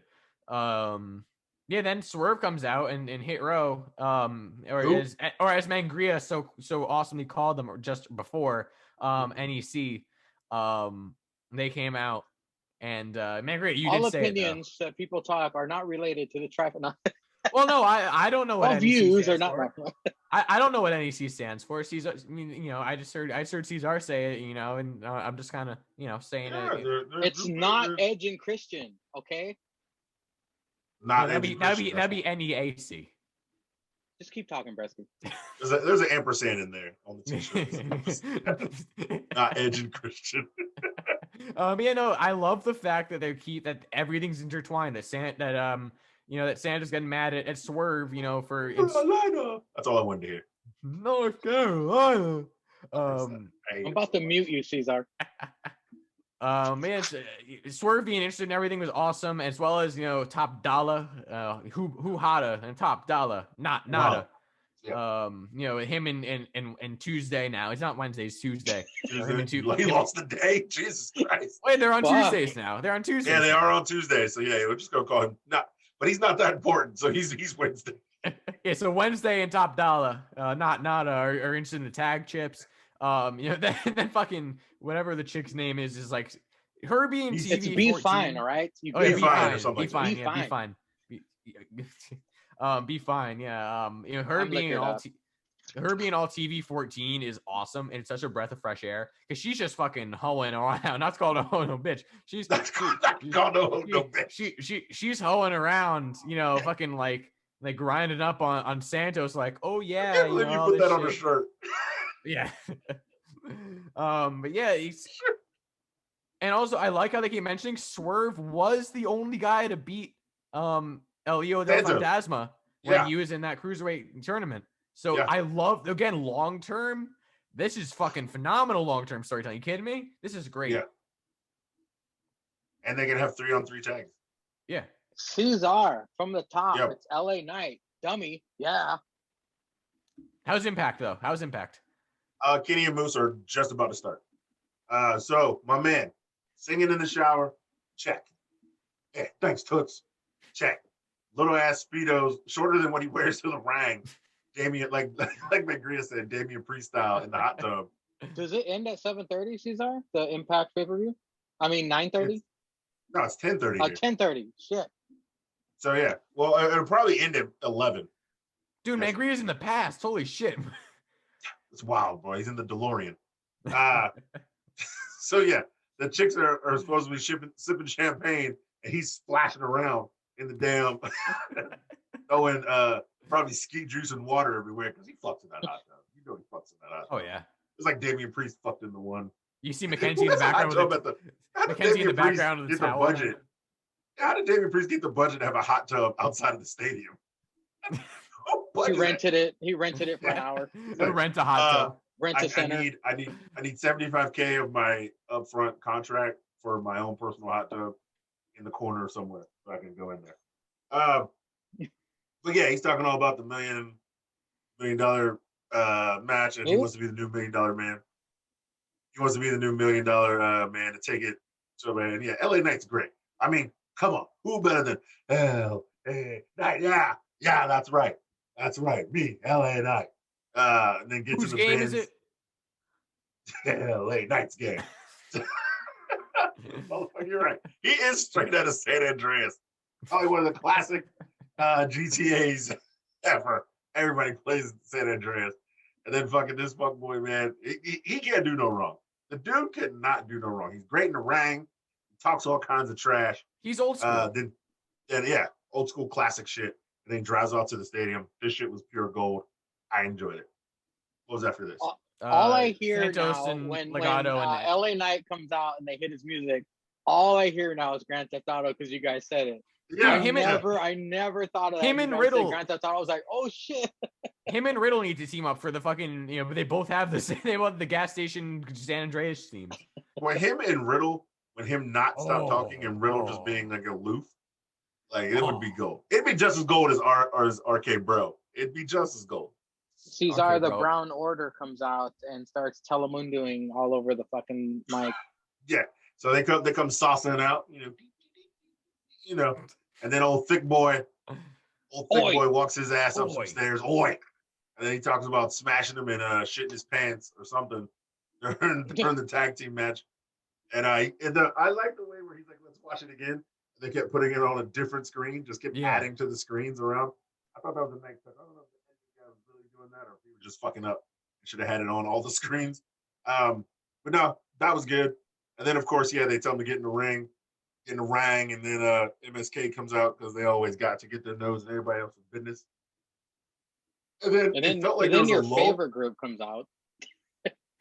Oh yeah, well after that, then it felt like there was a lull, like they didn't know what they were supposed to be doing, and then like I guess maybe Rich should have came out earlier, but they were just like, it's like a minute where nobody talked, and he was like, watch the thing again, like I think he was supposed to say that earlier, but like no, that was still funny.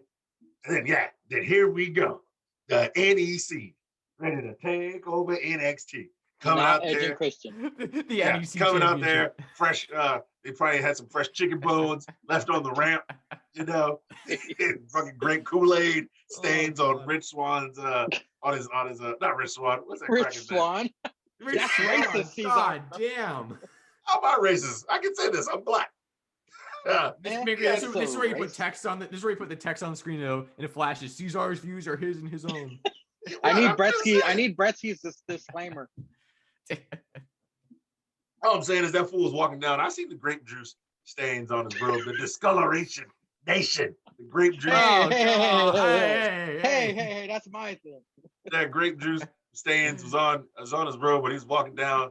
Then he bumped it. See, he saw it. That's why he got mad because he bumped in old boy, and he was like, oh, damn, I need to spill grape juice on this. Now this fuck boy's gonna see it. He's gonna make fun of me in his nice $2,000 3-piece suit. I'm wearing grape juice on TV just because fucking Tuesday can't handle his shit when I was cracking jokes. He's like, man, we were sitting there having a little family meal, little 20 for 20 piece, and then fucking Wednesday starts cracking jokes and Top Dollar was saying something, and I got grape juice on my robe. Now I'm pissed. Yeah, man, it's fucking. I'm down with the NECs. They can't do anything wrong right now. And then all of a sudden, so I don't know why this popped in my head, but Killian and Drake come out, and I was like, man, it's funny to me how when all this started really during COVID, Drake Maverick was fired and had to wrestle in that cruiserweight thing and earned his job back. And now everybody else has been fired after it, but Drake Maverick still got a contract. I was like, that is wild. That man was fired. That dude must give some mad head. Mad head. That dude was fired and still had to show up to work to like fulfill his contract. Because a nigga like me, I get fired. I ain't coming to work. You suck my ass. All right. Tell me from home so I don't waste my gas pulling up. This man still came into work to collect the check and get in the matches, get some ring, and earned his way back into a job. And they still firing crackers like a year and a half later. That's just wild. Well, Cesar, jumping ahead a little bit, we do get Swerve with Hit Row versus Killian Dane with Drake. Swerve being disrespectful, slapping Dane. Hit Row doing a great job distracting Dane while Drake struggles to see over the apron up on his tippy toes. Swerve dominates Dane. Dane eventually fights his way back into this, steamrolling over Swerve until Swerve does all kinds of rolling and jumping, parkour, hitting pay dirt.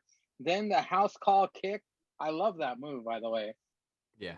Gets a 2.5. Drake prevents Adonis from interfering, but Top Dollar disposes of Drake with an attitude adjustment to Hey, he the said it right. apron. He said it right. With too many distractions, Swerve kicks Dane's head off for the win. Up next, Paige's younger sister, Poppy, arrives. Candice and Indy interviewed.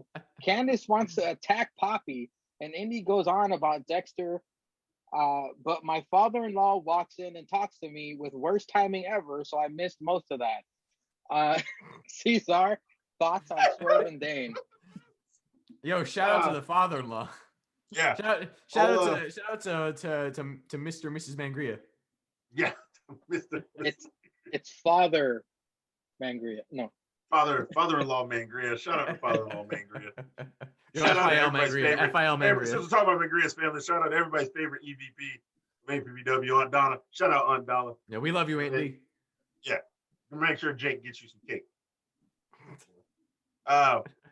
Fuck Jake. Swerve and Dane was a great match. It just shows how good Swerve is, that he can wrestle. When you can wrestle with guys your size, bigger, and everything, when you can always put on a great match. It just shows how talented you really are. I like this match. Yeah, the house call kick is always dope. Oh, so good. He hits it. He proved he can hit it out of anywhere, out of everywhere.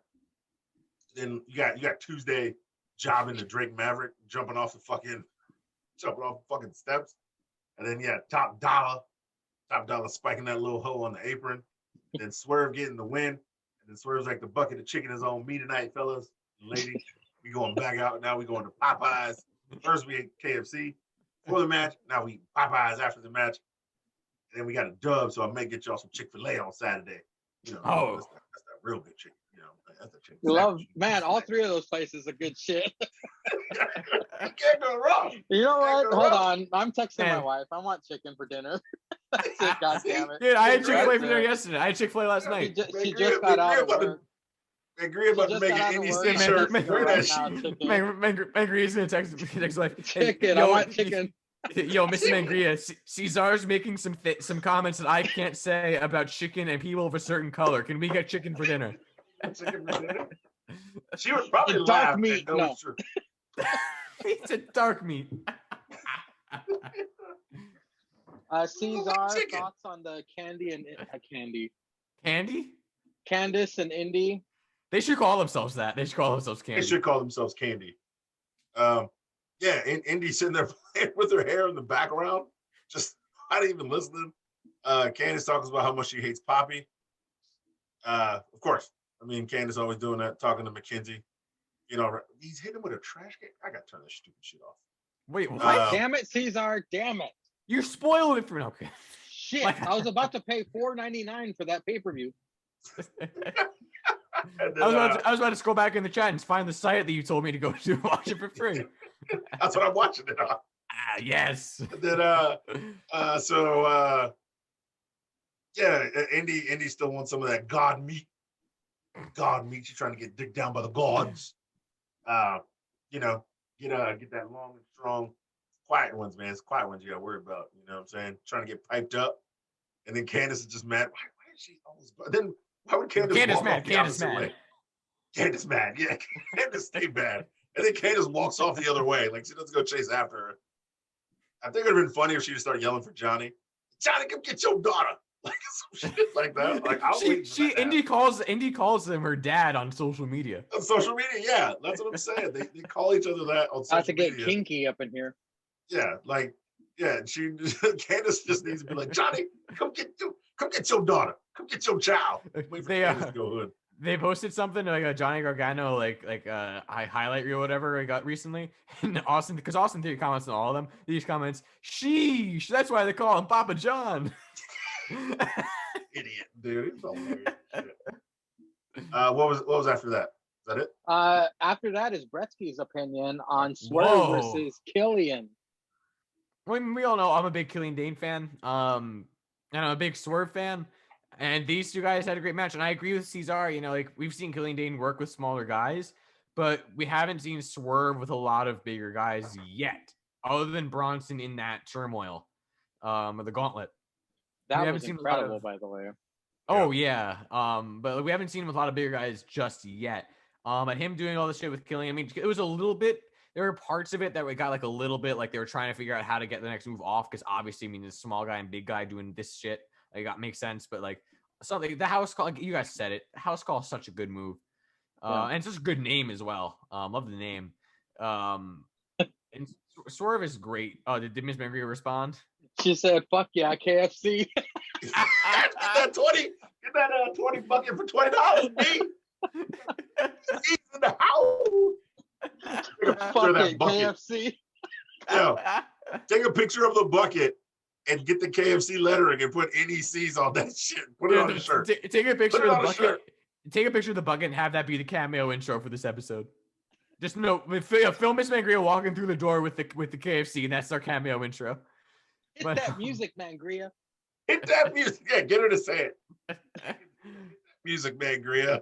I'm still waiting on the Andana cameo intro. But, oh my god, that's gonna be gold.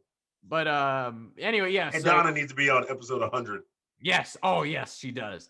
But yeah, this is a very good match, and I like also that dynamic of this whole dynamic is Killian stands up for Drake, and Drake's like, no, I can handle myself, and it's like, no, fucking, you're 4'3", like I got it, and then Killian goes and almost gets done, and Drake loses his temper. This will be good. I mean, I can see. Also, yeah, Killian and Drake versus Top Dollar and Tuesday will be very good matches. Real if they do, because you got Killian and Top Dollar matching up, and you got Drake and Wednesday matching up, or Tuesday. And so those will be very good matches. I'm excited for that. But then again, all of these are tied in. They all want there's Swerve coming out right before interrupting Santos and all of them. It's like, oh yeah, he wants the North American, and Top Dollar and Tuesday want the tag titles. And oh, here's Killian and Drake, and they're tagged. It all ties everything together, which I really enjoy.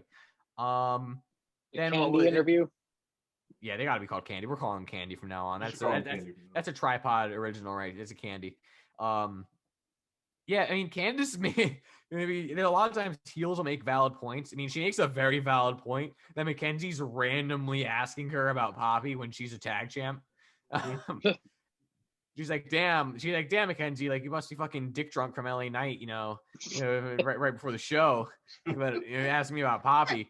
And then Indy. Yeah, but she just said some shit like that, I'd have died. And Indy twirling her hair, but like, he still loves me. And she's like, every week with this. Great shit. No, they were never a thing. Oh yeah, by the way, I have theories about this whole thing later on as well. Because Indy's gonna get pregnant. It's gonna be awesome.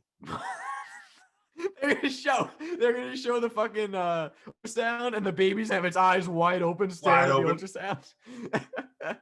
But I have a theory because of Candice's promo later. Some of the things she says, but she's like, yeah, Index is never a thing. This is stupid, and storms off the other way. Great promo as always from the way. Bretsky, I'm not going to take this from you.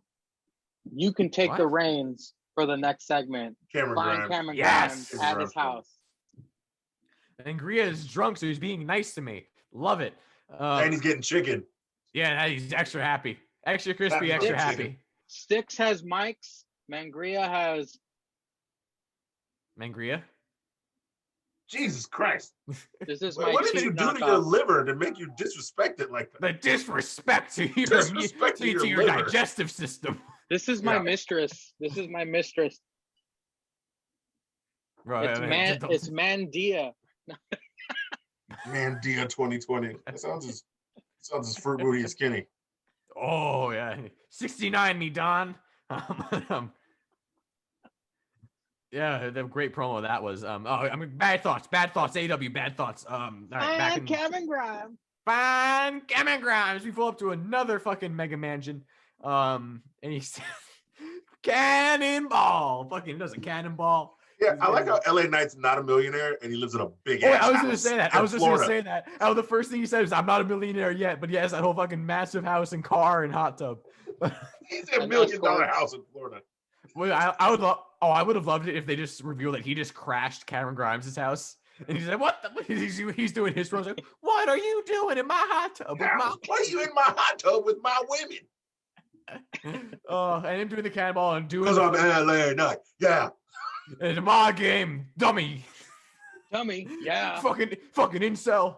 Fucking it. So But god damn, they're so good. Both these guys are so fucking good right now. we need a feud forever. Oh, please do.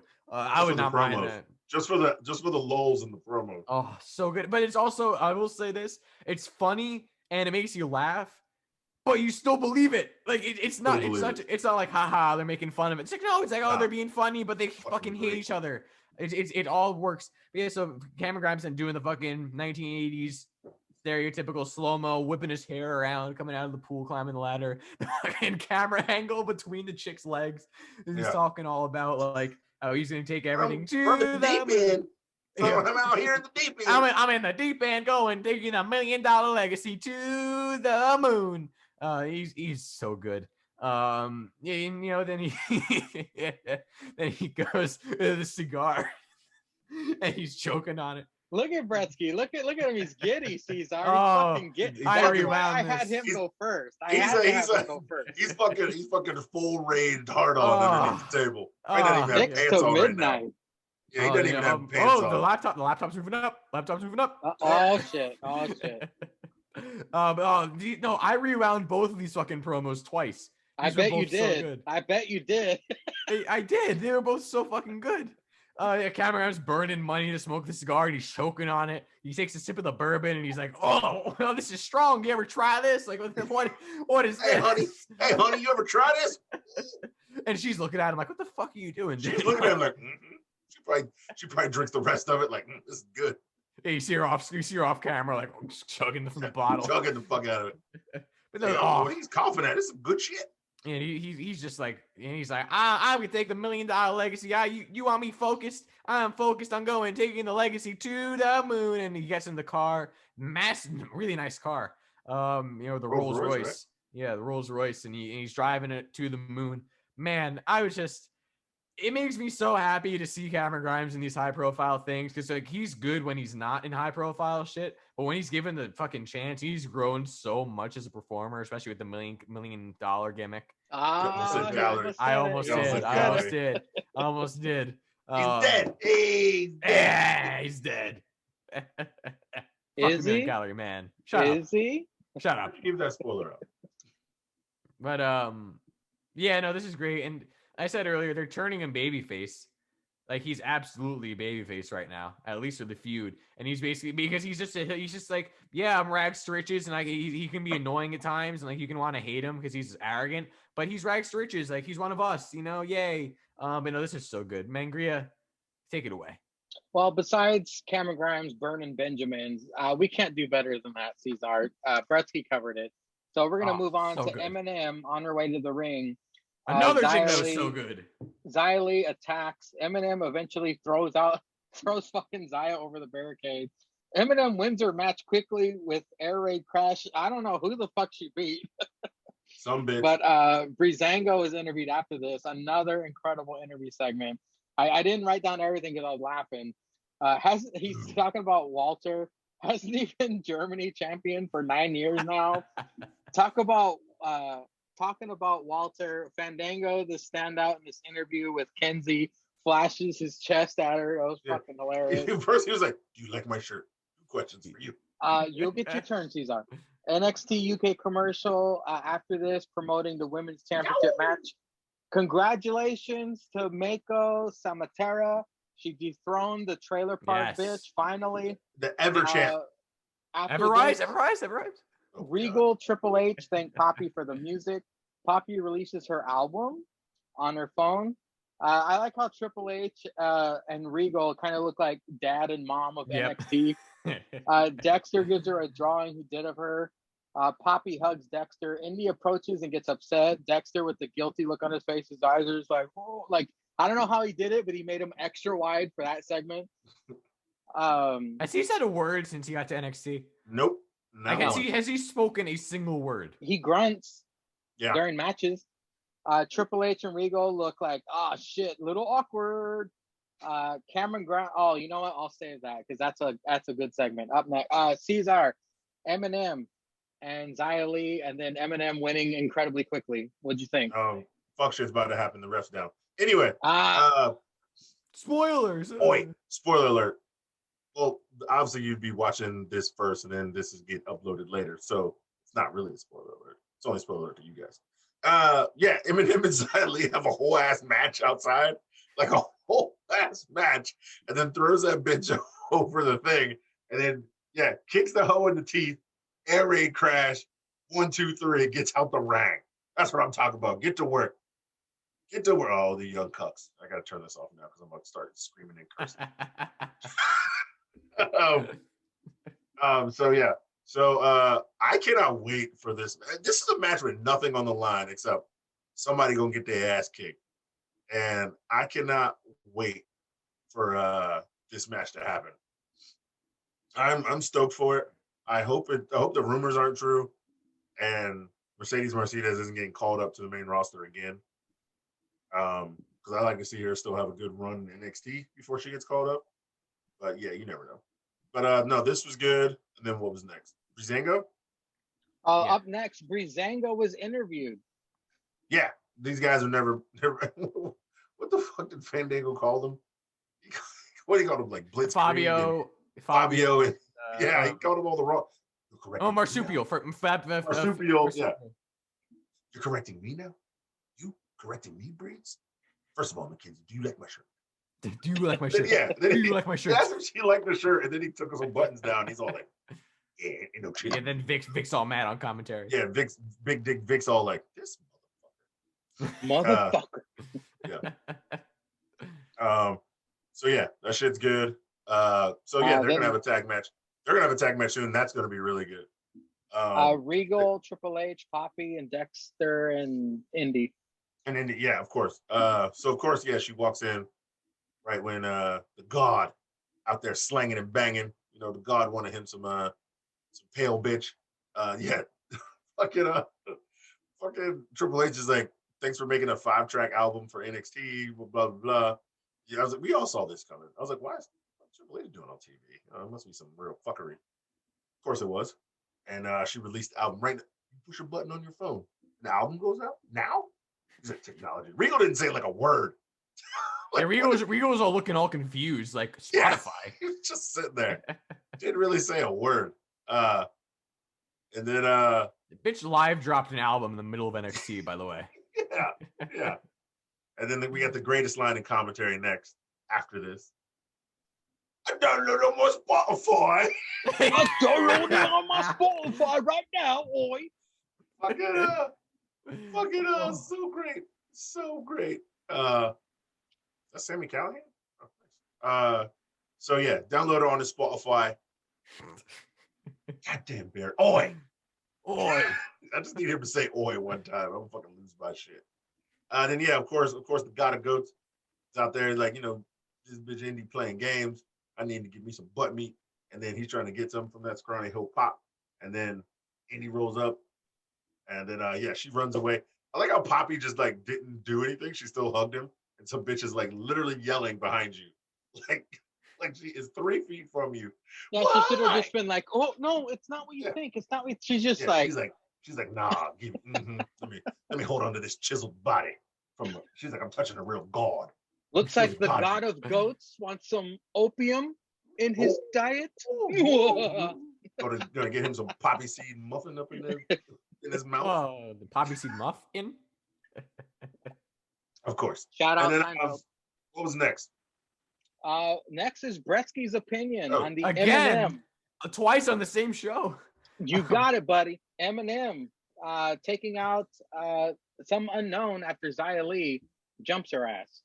You know, this is great. And again, very short build, but long-term storytelling of Xia now. I like the idea of Xia Li spending this entire time since that match that they had in the Mae Young Classic, trying to become like the warrior to defeat her. And like this is again, I said it before. This is her villain origin story.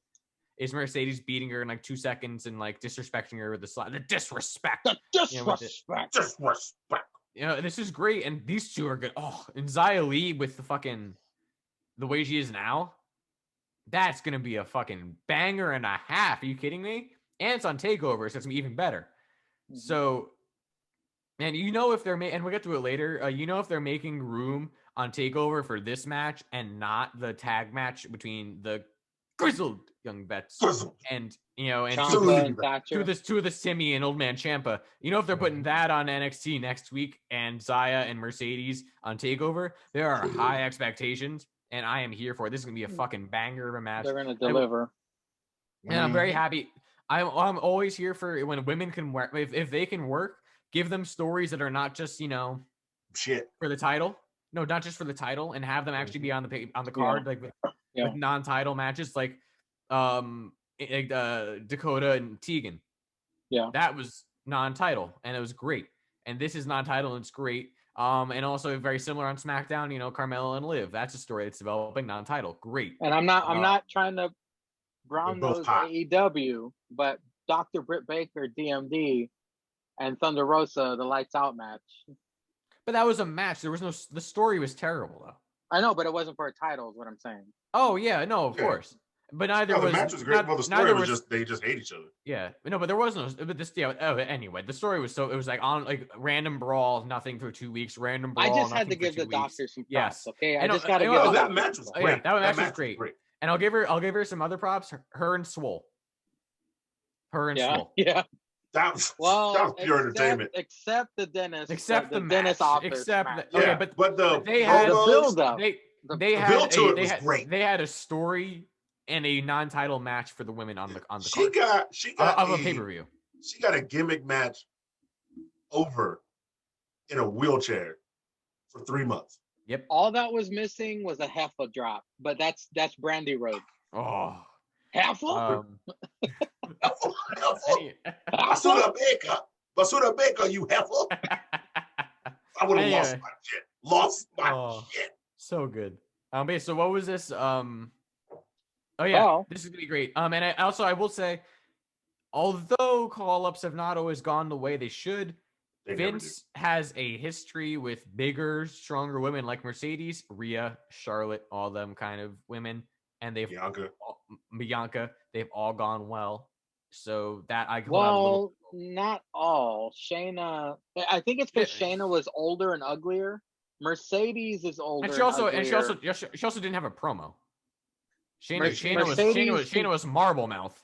Mercedes can cut a promo, but she's old and ugly, and you know how Vince is with old and ugly. Yeah, he ain't giving her no title shot. Yeah. Maybe Yeah, whatever. tag. Maybe tag. Maybe the tag. Her, title. oh my God, her and Shayna. Oh, Her and Shayna would wreck the Yeah, shit out of it. Either them and It would be better with her and Shayna than it is Shayna and either Shayna No. and Mercedes as a tag or fighting each other. Oh, 5 that's stars. gonna be incredible. you gotta put that on paper. You can't get that shit away free money. But yeah, so then was what was next? Poppy. Up next was Breezango interview. Oh yes. Do you like my shirt? Do you like I my can't shirt? see your shirt, buddy. Do you like my shirt? Hey, do you like my shirt? Oh yeah. That's can. Oh, okay. First he was doing Breezango, and then he was like, Yeah, I like my shirt. Yeah, no, it's Kinsey, you like my shirt? You have to stand, Gretzky. We can't see your fucking shirt, buddy. I showed you my shirt. I You just stand showed like it. this. It's a Thatcher By the Stats way, game. It said After Thatch finding out. as on the fucking top. Go That's ahead. it. It's oh my God. It's a I Thatcher shirt. swear to God, it's a Thatcher shirt. Agree, it's drunk. Fucking drunk ass Mark. You have to pay respect to that shirt, Brett. So you can't just go, we got to see the whole thing. You show your respect to Toothless Timmy. How dare Show your you, respect. son? How was- dare you? I was a Toothless Timmy fan for either you guys were. Yeah, but you're not standing up, showing off the merch. You're going, Mangria you got to drunk. show that shit, son. Yo, Mangria mad. Where's my Agree, I'm ending? mad. you eat chicken in like 20 minutes and you mad. Wait, why are you Um, talking about Thatcher when we're talking about Breezango? Because you asked me to show my shirt. No, you mentioned your shirt, or I would have never mentioned No, I was doing was fucking doing the bit, Fandango. Remember, Fandango's like, do you like my shirt, Mackenzie? Do you like my shirt? it. I thought you seen were that talking letter. about your actual shirt. No, I he's was doing the doing bit. Jesus Christ. Me and Bretsky are on the same page, and you're sitting there drunk. I'm here doing a fucking Breezango impression. You're just like, well, what's your shirt, Bretsky? I can't see. You're not standing up. Show some respect to Timothy Dunn. Is this what it's like when I'm mega drunk? No, when you're No, mega drunk, you you ramble for about just- 45 yeah, minutes on you one just- match. And then you talk about Velveteen Dream and say things that none of us can say in our lifetimes. Fucking coon. Fucking coon. Yo, I will say though, we didn't address it. All right. Oh, all right. Velveteen- Velveteen coon. All right. Yo, Velveteen Dream. Hope you we can't see it, Mangria. Round. All it says is NXT right Oh, now. there it is. You know what it says. I Yo, can't say it. Velveteen Dream. Hope you land on your feet. I mean, it seems like he was innocent, but I guess we'll see in the court of public opinion on Twitter has ruled him guilty, Yeah, of course. we won't see you on Friday Night But Rampage. we will. 'Cause I ain't watching that shit. I think we he's gonna better land not- on his back, Bretsky. Ooh. Here we Ooh. Hopefully, if it does turn out that he is actually innocent, wait a couple of years and go back to NXT because Hunter's a big fan. Yeah. But Mangria, I will say because Cesar mentioned Rampage. You better not make us watch Rampage. I'm not. I'm not. I will not watch Rampage. Oh, AEW. Oh, No. Don't Fridays. know. No, watching We- that. That's for the tribal chief. No. Yeah. I'm not watching. I'm not gonna disrespect our tribal chief like that. Good. The respect to the But tribal chief. if the stories cross over to Ramp, fuck, we're gonna have to watch that dumb shit. Would you stop it? All right, yeah, Breezango, whatever. I'm happy to see him back on TV. I liked Fandango's shirt. Fandango Wait, funny show as usual. respect to your. No. Wait, are you doing a bid or what's your shirt say, Jesus Bretsky? fucking Christ. Cesar, what's your shirt? No. New day. I'm wearing some black folk. New Day Rock. It rocks. New Day Rock. It rocks. But yeah, whatever. They had a good promo. They're always funny. Again, Breezango, another bunch of guys who can be funny and they're mainly comedy, but they can turn it up. They can be serious when they need to. You can take them seriously. They had a great match the first time with Imperium, Oi, and they're gonna have a great match second time. Colin and Walter, the German champion, pop me as well. Yeah. I want to see a segment with Breezango and Riddle. That would be funny. Because Fandango's always aloof. And it's always funny. Seems like he's drunk, but like a functioning drunk. No, he seems like he's on shrooms. Yeah, there it is. And what was next? Was Poppy, right? Yeah. Actually, next is Nope. Poppy releasing her album on her Yes, phone. it was Poppy. Dexter, Indy, all that good shit. Motherfucker, well, actually me, but then it turned out I was right. Well, actually, it's Regal and Triple. Yeah, Regal and Triple H being the old dads is hilarious to me. What was Spotify? You press a button on your phone? What? I'm That was funny. downloading on Spotify right now. Oh, fuck. And then she had that. Boy. Then they gave her that shitty ass fake phone. Like I saw no cameras in the back. Like this bitch don't have an iPhone Pro Max or a Samsung Galaxy 21 with like 3 or 4 cameras in the back. Can the Got an title old ass phone can the title of this episode be I'm downloading it on Spotify? Oi. on Spotify. I was gonna name it "Fuck It KFC." Oh yeah, Yeah. that could work. NECs and KFC. Can I put that? Yeah, you're just writing NECs. Like, no Hey, way. the people don't know you're white until you You call have to them put top the dollar. dots. You have to put the dots though. It has to be N dot E dot C dot. NEC and KFC. Oh shit, that's Alright. good shit. Yeah. I would like to mention that the Great Bretsky 99 does not contribute to the titles. even though No, he he just did. supports everything. He supports it all, right, Cesar? What is all right? Time out. What is seriously wrong with saying NEC? You're not saying the word. It's Just not like- Edge and Christian. That's true. Yeah, not Edge and Christian. It's like saying NWA. Yeah, Like- National Wrestling Alliance. Oh God, I hate Oh, See, I'm I'll sorry. allow the wrong. waxing on NXT, but anything else, I would love to see Ice Cube show up and invite NWA fight Serena you. Deeb. Get an Ice Cube cameo talking about NECs. I'd pay for that. You be I'd clubbing? look it up. And he'd We'll say it look too. that You would not bat an eye, and you just say it. Look at that Anyway, shit. yeah. I'll have to have uh, Cesar request that cameo. yeah, I that- can't request that cameo. I'm getting on cameo right now looking at Ice. Oh man, Ice Cube does have a cameo. Oh fuck me. Where we go? It's Um, really yeah, so- expensive. makes sense. Yeah, so yeah, Poppy, this was a funny segment, whatever. My theory again is we'll get to it later, but I think Candice LeRae is involved a little bit. I also like how Indy's freaking out over the fact that Dexter was hugging another girl and doing nothing else. Mm-hmm. It was great. She it's knew he just was hard. yeah, Poppy was moving back, sliding back a couple inches. Mhm. She was sticking the ass out. She's like, God damn, you poking me with that big old dick. Why God dick. is there a bright white light shining from any of your hand so I can god dick? God dick. But yeah, can we make god dick a shirt also? But Why not? You have to but draw yeah. it though. No, we can't draw it. We can't be. We're not allowed to draw it. It'd be sacrilege. It'd be sacrilege. But yeah, whatever. This Damn, is $750 Ice Cube. $750 for Ice Cube. Nigga, you crazy as shit. Just to get him to say the letters NEC. Yeah, fuck that. I'll give you $850. Just say NEC and get out. Split it. We'll split it. $250 each. $250 each. Great. I'll give you I'll give an IOU. But yeah, See how much iced tea costs. Bretsky puts it on layaway. Iced tea is $450. I'll pay you in Bitcoin. Christ. These fucking rappers, like, you don't have enough money. All right, let this Jew spout out his fucking thoughts, Caesar. How's Impact doing, Caesar? It's off. Wait, who won? You know who won. Moose. Yo, twice. The best promo in the business, Moose. I told you the Young Cuts came out. They hit the ref. The Young Cuts came out. Oh yeah, that's right. Kenny Omega said he's the best promo in the business. I forgot about that. He said that in the promo. Oh, I forgot. That was classic. Fucking sorry ass JH is a better promo than Kenny. No, wait, whoa. The disrespect to the AEW champion. Promos are usually corny. I don't like Kenny's promos. Yeah. And also, Kenny's Anyway, never drank beer through a straw on TV. Yeah, on page. Get back on page. Yeah, this is great. I have a lot of theories going around about Candice LeRae again. Indy running away like a scared schoolgirl. Cameron Grimes and LA Knight arrive. They trade insults. You look like a waiter. That means you're begging for tips. You're the only rich guy who lives under the bridge, LA Knight says. I'm so rich, I live under 2 bridges. Cameron Grimes says. They walk down the hallway, headed to the ring.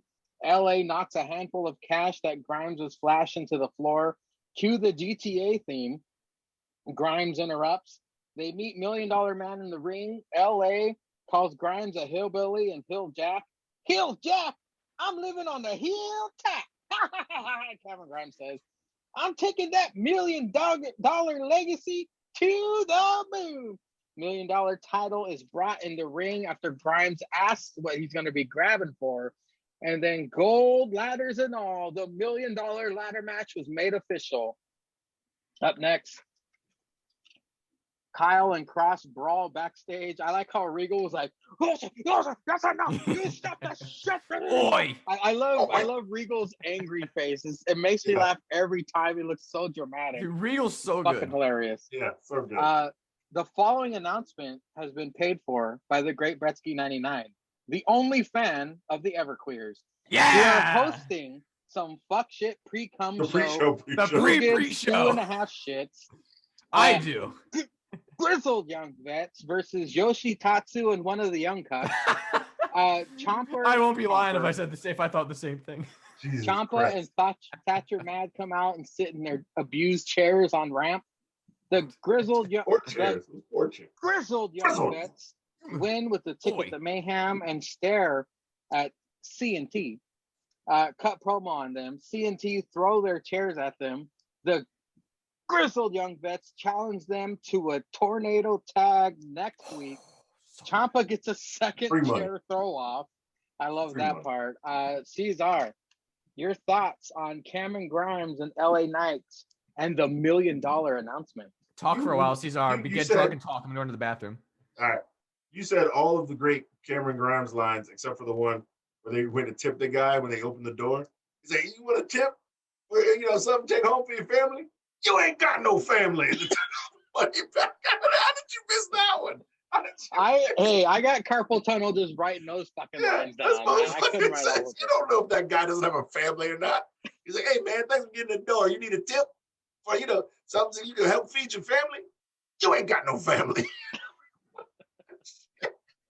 I like how Cameron Grimes laughed after every line he delivered. Every line, I live under 2 bridges. Yeah, these two promo wise is gold. Yeah, then he's like, "What man? Go? Why are you walking in the same way as me, man? Look, I'm here counting his money. Get your fucking money out my face. Go pick that up." then he walks up to rap, hip hop music. Hey, Steve, he calls the guy whatever he wants to. It says hit the music. Now this was a great segment. Of course, they're fighting for the $1 million championship. Why would they not? How did they both look surprised? Like they didn't think they were going to be fighting for the $1 million championship. I had it in the briefcase with all the armed guards with fucking bulletproof vest on. It was like the guy who bought the briefcase in the ring with all the tattoos and shit. I was like, oh man, I got to remember this guy's face. He'll probably be wrestling in 3 years. Probably some PC jerk off who got hired. So yeah, this is going to be great. I think this is going to be a real good match. I secretly want them to be a tag team. I secretly want Grimes and LA Knight to be a tag team. If they somehow figured out a way, if they both. Hey, you like my shirt, fuckface? You like my shirt, fuckface? Yeah. Finally. God damn, you put some respect on that man. You put some respect on him. If they both somehow like break every ladder and they can't get the title for some reason, there's like a tie. Yeah, they need to do a Champa Man, Timmy Thatch and fucking and team up because them two together. But they still gotta hate each other and tag. It's gotta be like some Team Hell no shit. They gotta hate each other, but tag and then be like a great tag team. We're tag team champions, but I'm richer than you. You shut up, bitch! And then slaps his money up. Then he secretly goes to Regal since Cameron's so rich, like the payout window just goes all to LA Knight. Cameron's, I ain't even count my LA Knight. LA Knight goes to Regal. Hey Regal, I need a raise. Yeah. Yeah. Tell me. Yeah. It needs a raise, Regal. I'm winning all these tag matches. All right, what's next? The Everqueers, something about hosting a pre-cum show or something. They have a pre-cum show. It's a pre-cum show. They're having a pre-show. Oh, and then he stole the line from the NECs. He did. He stole the line. He's like, if you don't know, now you know. He's like, what? I heard that somewhere. It's a great line. He's like, why you? It's not our line. That's not what we say. And he said, "Everybody's rules." Yeah, that's the one. Stole the line from the NECs, having the pre-show. Stole the line from the NECs popped me. So obviously they're gonna get beat up by the NECs in a couple of weeks. All right, we'll see that coming. It's gonna be well, they were also with Drake when they were coming into the arena. They set up. Oh, the arena, yeah, they were messing around with Drake. Yeah, you're right. And don't forget about the grizzled young tag match. So up next, everybody, one of my favorite tag teams in the goddamn division, the grizzled young vets who are soon to be recognized. With what did you call him? Yoshi Tatsu and one of the young cucks. And a young cuck. The fucker. That was the first denture, August Gray. The first ever denture. The first denture. Yeah, this cracker wrestled in a t-shirt. And then they were talking on commentary about how he gets mad when you mess with his shirt. When he's wrestling in the shirt. Then he gets mad at Wade says, why is he wearing the shirt then? Oi. It's a jacket, fellas. It's a jacket, fellas. Whatever. He said, whatever. Still. It was a great match. And then you had old Toothless Timmy and Thatch come out. I did see a comment where somebody was like, this would be a great opportunity to have a 2-on-2 fight pit. Like, that's where it should have been the third match. Should have been like a little 2-on-2 fight pit with the grizzled young vets and Champa Timmy Mad, which I thought was probably a way better idea. But that's a pay-per-view match. Like, you can't be giving these fight pits away. That could be down the line. That could be down the line. Yeah, but anyway, this tornado tech fucking Champa talking about we love tornadoes. What the fuck? You just love a tornado. We love tornadoes. Say fuck. No, this is gonna be a great match. Tornado tag match is gonna get out of hand. It's gonna be great. They're gonna give away free money. And then what? That's gonna be on after the pay-per-view. So you already have the pay-per-view, which is Sunday, which we know is gonna kill. Then you have a fucking tornado tag match with two great tag team, great 4 wrestlers, like right after. So you already got some heat. So Yeah, great shit. Was there anything after that? The Great Gretzky 99, your comments on Cameron Grimes and LA Knight arriving in their fancy cars and all the trash talk that precedes. This is so good. I mean, yeah, them just one-upping each other, and they even just like the timing of like Grimes and he's like, and only one man to carry on the $1 million legacy. Then all of a sudden, LA Knight comes up, this guy, just great. Yeah. Yeah, dummy, yeah. Incel. Yeah, he came out, fucking knocked. Caesar, put the scissors down, buddy. It's not worth it. I know you just watched an Impact. He's telling you to cut it out on the Everrise. But yeah, no, yeah, you can't cut through greatness like that, Mangria. But yeah, this is great. Knocking the money out of his hands, like, what are you doing? You know, that was great. And interrupting. You know, I'm telling you, he said, when I'm in front of these people, I can he's a babyface. It's awesome. Then they chanted with him. He all he said was 2, and then the fans said the moon, and it was beautiful. It was beautiful to see everyone else finally hop on the train I'm conducting. You know, it was great.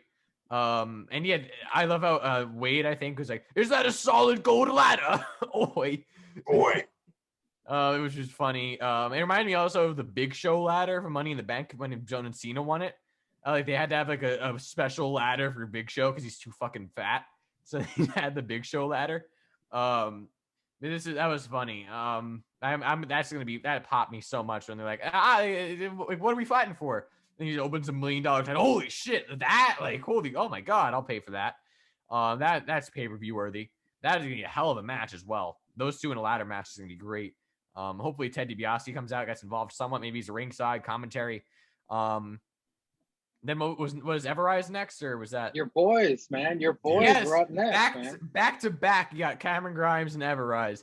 Everrise stealing every segment they've ever been in, and you can't even tell me, Cesar. Last week, you made me say they went from an S tier to A tier. You made me disrespect Everrise and find Cameron Grimes. Wait, an S tier to an A tier is disrespect? Yes, wait, did you listen? Did you listen to it, Cesar? No, I haven't listened to it yet. Oh man, the disrespect to Anthony. I totally forgot to listen to it. But how dare you? I haven't watched Dynamite yet either. I just haven't had time. What? I would flip this laptop if it wasn't so expensive. I was drunk as shit last night. Wasn't watching Dynamite. That's not drunk. The Cesar I know. I would have forgotten and had to watch it again. So I'd rather watch it. Give Angry the views, Cesar. I think I'm angry. Give him the views. I don't even remember telling Jake to kill himself in the chat last night. You did tell him to do that. Yeah, you did. I was like, damn, Cesar. Relax, man. Relax. He didn't respond. He didn't respond for 1 minute. Oh, he killed himself. Oh, cheers! Well, it's funny. It's funny because I didn't know how he's gonna take it, but that's what we just say to each other around here when somebody says something dumb. Yes, it's like, man, kill yourself. That's what you say. That's what you say. You tell everyone I said to kill we, themselves. as in me and my friends. That's what we say. Same here. Yeah, I've been told to kill myself on many occasions. I tell my friends to kill themselves many occasions. So many occasions. You told JH to kill himself. Did I? You did. Jesus. But I told JH to kill himself. A while ago. But just scroll up. Just scroll up. Whatever. It's funny shit. Back on track. You forced me to eat. I forgot what we were talking about. I had chest palpitations. I've had chest palpitations for the past week because of how bad I felt about disrespecting the Everrise and Cameron Grimes. So you will not get the better of me today, sir. We have predictions later on, and the evil you have brought upon me and my household and my family name by making me disrespect Everrise and the fine Cameron Grimes. Good. How you have hell to pay. It was brutal, Cesar. It was brutal. They say there's no wrath like a woman scorned. There's no wrath like a Bretsky scorned. So you're saying you're a woman? No. I know how to drive. But Bresky's views do not reflect the views of the tripod. We're all getting banned. We're all getting banned. Not to call no bitch no hoe. No. Yo, those Buy women the shirt at viewers- spreadshirt.com. Yeah, you just lost Mangria, all 4 of his women viewers. Did you hear what Bresky just said? Hashtag cancel Bretsky is trending. Cancel worldwide. Bretsky is gonna be trending in like an hour and a half. Oh man, but you know, they're so funny, but like you want to hate them because they're like jerk offs, but they're Wanna hate them? funny. We hate them. Yeah, it's still real to you, damn it! It's still real to you. But you know, man, Mangria's like, ever rise, kill yourself. Hashtag, that's the name of the episode. no, I refuse. Ever rise, I kill yourself. refuse. Hashtag kill yourself. You went from NEC KFC to that. That's a downgrade. Oh, that's a very long title. It's gonna be NEC KFC. Hashtag ever rise, kill yourself. Kill yourself. Oh man, the Oh. disrespect. Disrespect the disrespect. All right, move on to the grizzled young No, hold on. I want to say I will be. I love how they fucking still snub them on TV. It's all part of the character of how they don't even get TV time. It's all gonna be on social media. If it's a real thing, I'll be tuning in to the pre-show and I'll report back on the post show or next tripod whatever of how the pre-show went because you know it's gonna be good. Sure. Yeah. Then the grizzled young vets soon to be recognized as the next people that Everrise defeats on their way to the top. Jesus fucking Christ. But no, it's good. I love GIV. How can you not love GIV? I was also they didn't really explain who these guys were. I mean, August Gray, I only remember from being a denture. And now he's apparently shaved, like grown out his beard and like a little bit, so like he looks different. I didn't know who he was at first. Then they had, I was also like, who's this fucking guy? Like who is this dude? And apparently he's like a dude who loves his jacket. Don't care because GIV have a good match with anyone. One of the I honestly, like, I'm being 100% serious. It has to be FTR number 1 and GIV number 2 for me in terms of best tag teams in the world right now. Like GIV, Both have similar styles though, so yeah. exactly. I would love to see GIV versus FTR. Would be so good. It would have been great in NXT. You know, then Ciampa and I love how also Vic calls them Old Man Ciampa and Tooth Timmy as well. Yeah. So it's just great. Yeah, they kind of sit down there and they get mad. They throw the chairs. Tornado tag again. This should be takeover, but it speaks to NXT where it's like, listen, we could give you takeover, or we and force everyone else to cut their matches a little bit shorter, or we could let them do their thing and have you guys be the main event of the next NXT and kill it and give you like a 45 minutes. Shit, they can add it. The takeover's only gonna be like 2 hours. It's 5 matches. You have 6 matches. No, but you're forgetting there's a fatal 5-way. There's now a ladder match. There's the 6-man tag. We'll talk about it later. Just get back on track, Betsy. This is a great match, great segment, and I believe that was it. I'm gonna go all the way through the main event. Bobby Fish. Main event. Only, don't you think for 1 second that I forgot about you? He's training in a dojo. Candice LeRae out, cuts promo on Poppy. Everyone knows Index is a thing. Indy has left the arena upset. The lights go out. Smoke on stage. Poppy on mic. I don't wrestle, but I know someone who does. Io returns. My sexy little bunny returns. Attacks Candice. Io hugs Poppy. Then we get Doc Hendricks returns, hyping up the rest of In Your House. Beth gotta change her panties. All that in a bag of chips. He drops that 90s reference. Then we get Wallbutt versus Ember Moon. Wallbutt, of course, a straight Sonya. Ember Moon with that booty. Match starts with them both knowing every move the other would throw. Beth mentions Trailer Park Ray versus Asian Chick, NXT UK Women's Championship match. So many fucking distractions while I'm taking notes. Dakota whips Ember's body in ring until whips her body in ring until her head hits the ring post. She was laying on the mat and she like spun her ass. Spun her, yeah. Her head hit the fucking ring post. That was pretty cool. Commercial picture-in-picture. Dakota dominates. Wicked and Tsurugi by Ember, followed by a leaping codebreaker. Dakota's still alive and kicking until a somersault stunner. Ember gets a 2.5. Dakota with a version of the crossroads to Ember and multiple kicks, scorpion kick and haluva kick.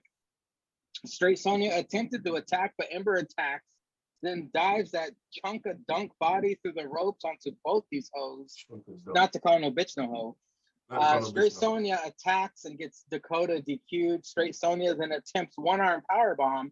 Ember counters into a stunner, which Wade was like, she's still not moving on the floor. Oi! I just spit on my laptop. Hits Eclipse as well to Straight Sonya, places belt on Straight Sonya and smacks her. Cross then runs his mouth backstage. Regal tells Cross, this ain't happening tonight. Cross says Regal doing a shitty job as GM. Kyle comes out, runs his mouth. Gargano comes out. You gonna let a guy in a jean jacket talk to you like that? Pete Dunne comes out. Oi. Adam Cole on Tron calls Cross a joke. Says Cross afraid to fight one-on-one. Brawl breaks out in ring. Security attempts to separate them. Security annihilated. Cross left standing one versus everyone, trying to rip off our tribal chief of disrespect. And Adam Cole makes him pay for it. Adam Cole, baby.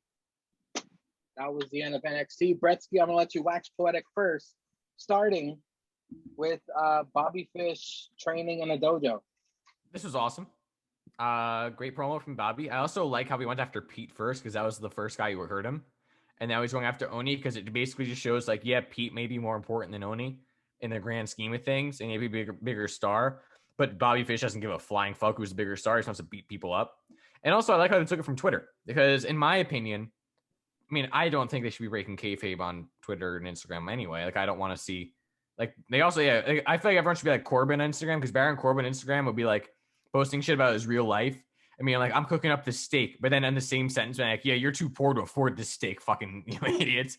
Yeah, so, like, you only get like fucking dollar store cuts of steak. I'm getting this like filet mignon, all this shit. So like, I think that if kayfabe were alive, and like and wrestlers like weren't like being a heel on social media, then like posting like pictures with puppies like on Instagram, the social media would be perfect for feuds. Like you could easily like they do it anyway, but like it's less believable. But I like how Bobby Fish is like posting shit on Twitter, like fuck you, Oni Lorcan, and they're like, oh yeah, this is cool. Let's fucking show this on NXT. Like that was cool. Great video as well. Then what was next? Was the match? Up next was Candice LeRae talking shit about Poppy. Yes. Poppy comes out and talks like an Asian, but an Asian returns. Yeah, I'm gonna say right now, Poppy and Io Shirai are the next women's tag champs. No, I don't think so. Yep. No, I think it's gonna be an exhibition tag. That's it. There ain't no way Poppy's gonna be sporting. Hey, you never know. Tag. They're gonna. That's a David Arquette move. Is it? Yes. Is it? Yes. A barely celebrity holding gold? I don't think so. Hey, you never know. You never know. It's not the 24/7 title, Bretsky. Let's move on. Man, I like how Mangria, whenever he disagrees with something we say, is like, let's move on. Let's move on.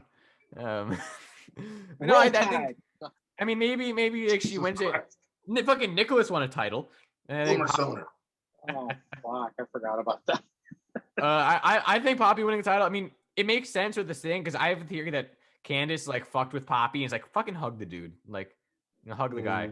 So and I think this could also lead to like some inner strife where like Indy finds out like mid match that like Poppy was like set up for it, and she's like oi Candice, like why'd you do that, oi? And they have some fighting, and like Io hits the bullet train knees, and then the moonsault, and 1, 2, 3, and then like Poppy's like, listen, I gotta go make music, pick a fucking partner from the locker room, that kind of thing, which I would like, and it adds to the story. But I know Poppy really does sound feminine, like she has a very high pitched voice, like I didn't realize, and especially the way she sings, it's very different.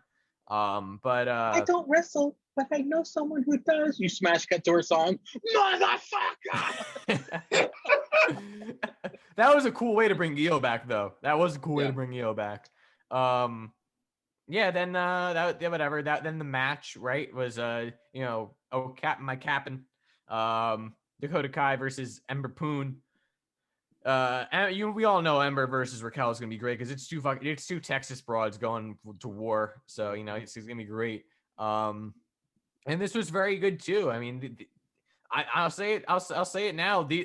In different circumstances, this could have been a takeover main event because either one of them could be NXT Women's Champ at any given moment, and at any given takeover, the NXT Women's Champ can main event. So this could at some point be an NXT takeover main event, and we got it. I mean, and they're gonna. I mean, obviously they held back a little bit because it's more about the story. And it is funny because I recently watched I was kind of binging stuff on the network on Peacock, and I watched RVD's Icons, which I don't know if you guys have had a chance to watch. That was great.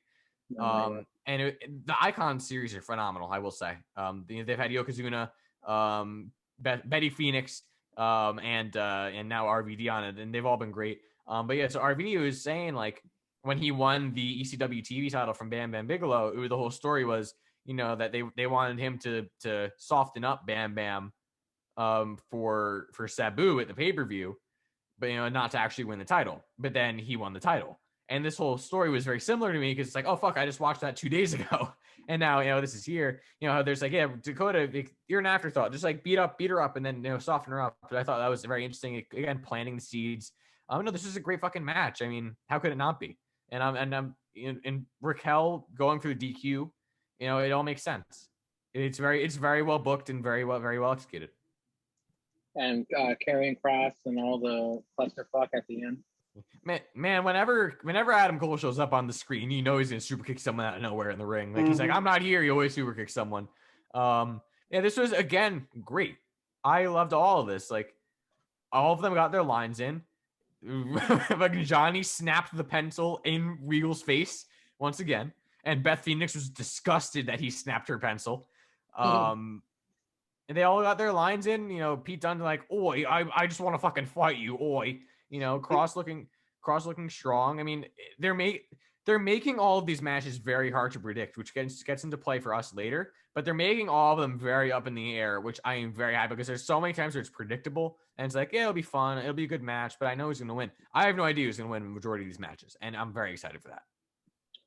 Julius Caesar, we got a lot to cover, starting with what was it, Bretsky? What did I have you cover first? I think it was the thing that it wasn't the Everqueers, was it? No, it was after that. It was after the GYV match, I think. Yeah, after the GYV. Oh, Bobby Fish training in a dojo. Right. How much fish could Bobby Fish fry if Bobby Fish could fry fish? Fry fish. I thought this was also a great promo. Bobby Fish isn't done. He's kind of on a Kazarian like mission to fuck all them hoes up. So especially when the crows and the crows. Yeah, he's fucking everybody up. I like it. Yeah, he's training. He's ready. He doesn't care about a loss because it ain't over. It ain't over till he gets his revenge and he beats everybody up. And I'm fine with that. The whole Candice, Indy, Io, and Poppy situation. I thought it was a great way to bring Indy back. I mean, why not? I mean, Io back. Why not have it with somebody who has the most hate for her probably as a heel? It's Candice. They had numerous matches. They always seem to. That's a fight forever feud, apparently. That's a fight forever feud right there. Yeah, no matter what. And yeah, of course, yeah, she hates Poppy because Poppy usually sings Io out to the ring. So of course she hates Io as well. That's where the real hate stems from. And then Io comes out, gets her shit off. And then so since there's no match with them on Takeover, it's a great way to give them more screen time. Dakota versus Ember. This was a great match. This was a fucking hell of a good match. Yeah, great setup for the championship match. And it's not even about winning with Raquel and Dakota because, as you said, she got involved and she Dakota technically lost the match, but it was more about beating up Ember, softening up Ember for Raquel to hold her championship in the end. But yeah, they flowed well together. Moves are great. The match is definitely good back and forth, which shows that Dakota does have potential to be a women's champion at some point because these two are two former NXT champions going at it. So it's good shit. The Karrion Kross clusterfuck at the end. Brian Alvarez says this shit was weak. He What? Actually, yeah. He said this setup was like a weak ass setup to set up for.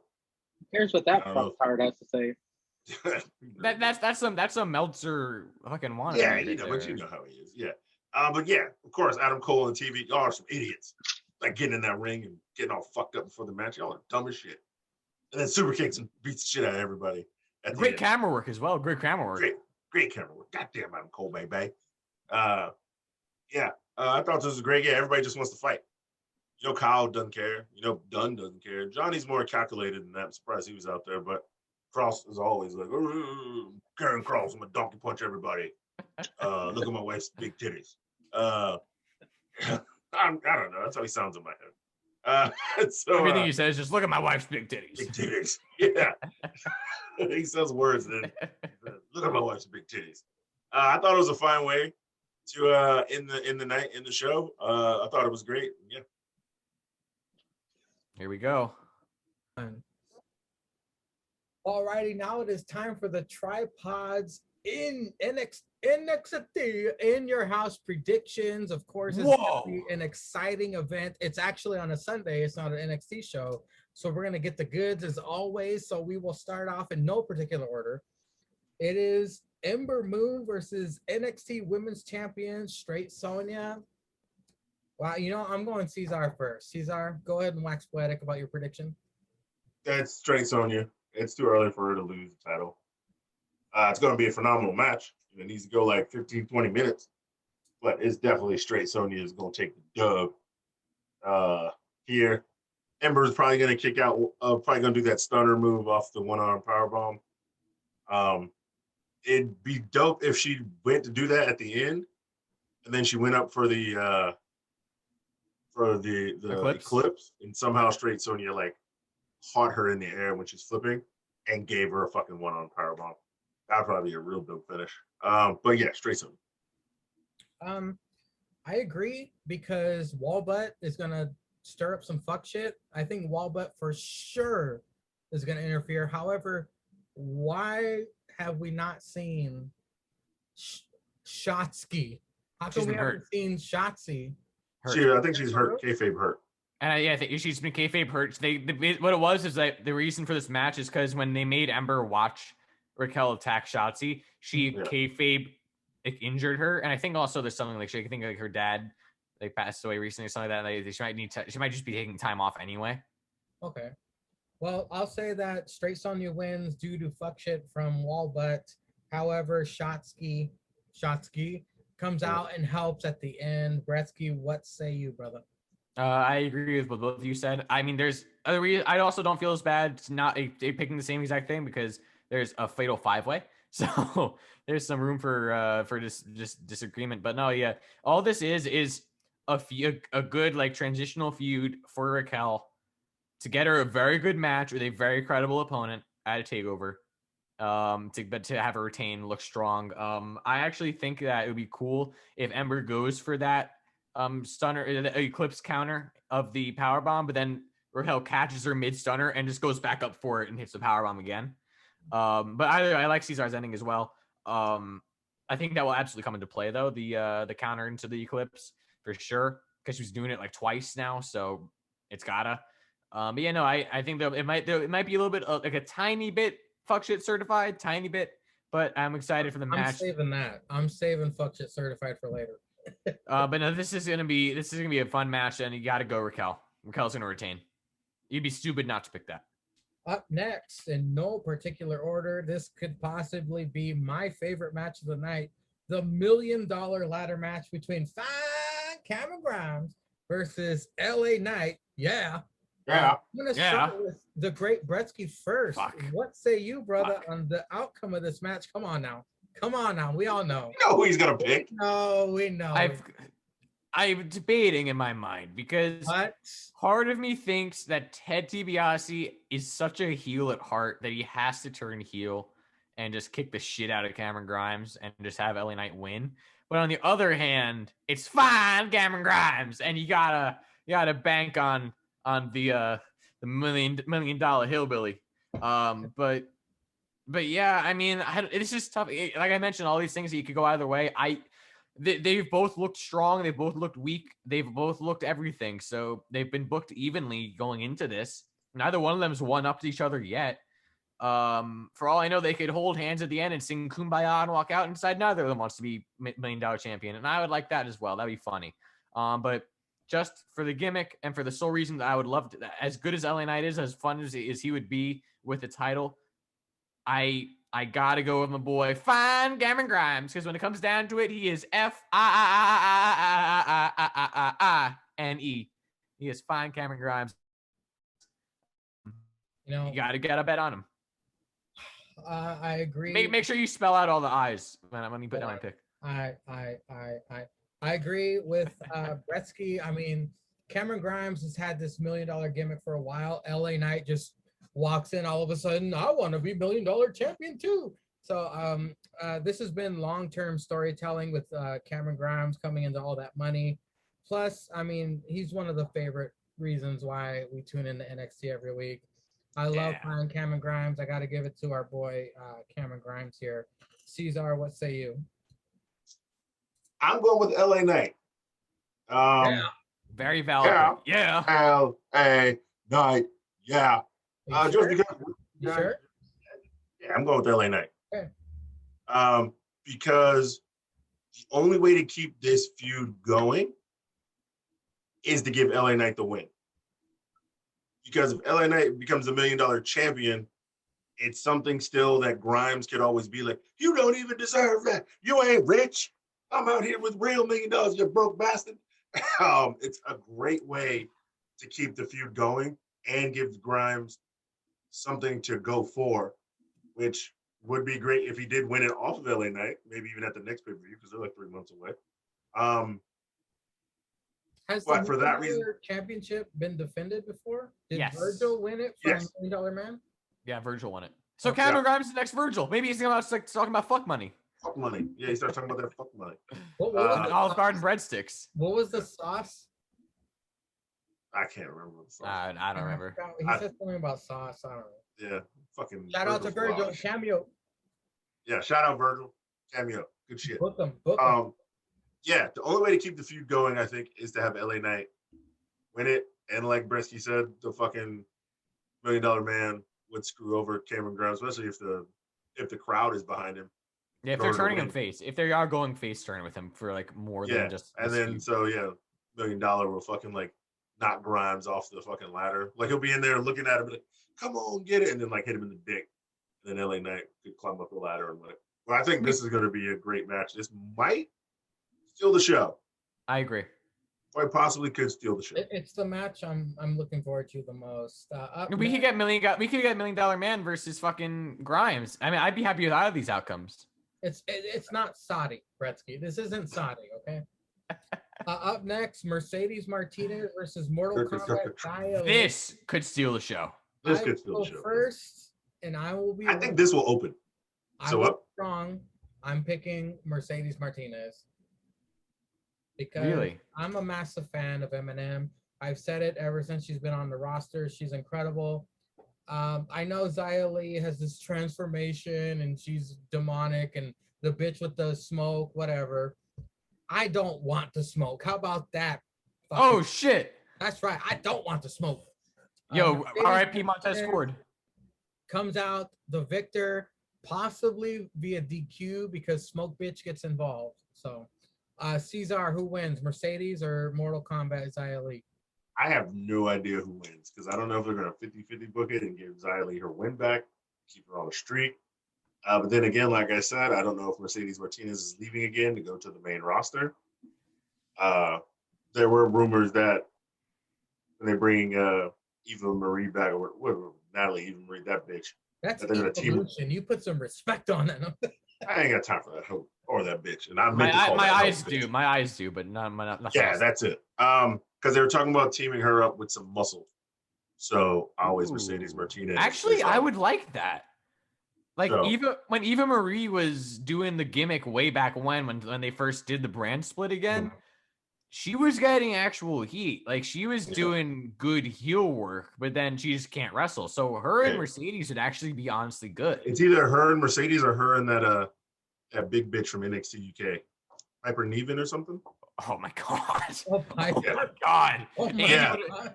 Andy would watch Raw. Andy would watch those are Raw. the top two. Those are the top two rumors of both. One of them could be. This could be.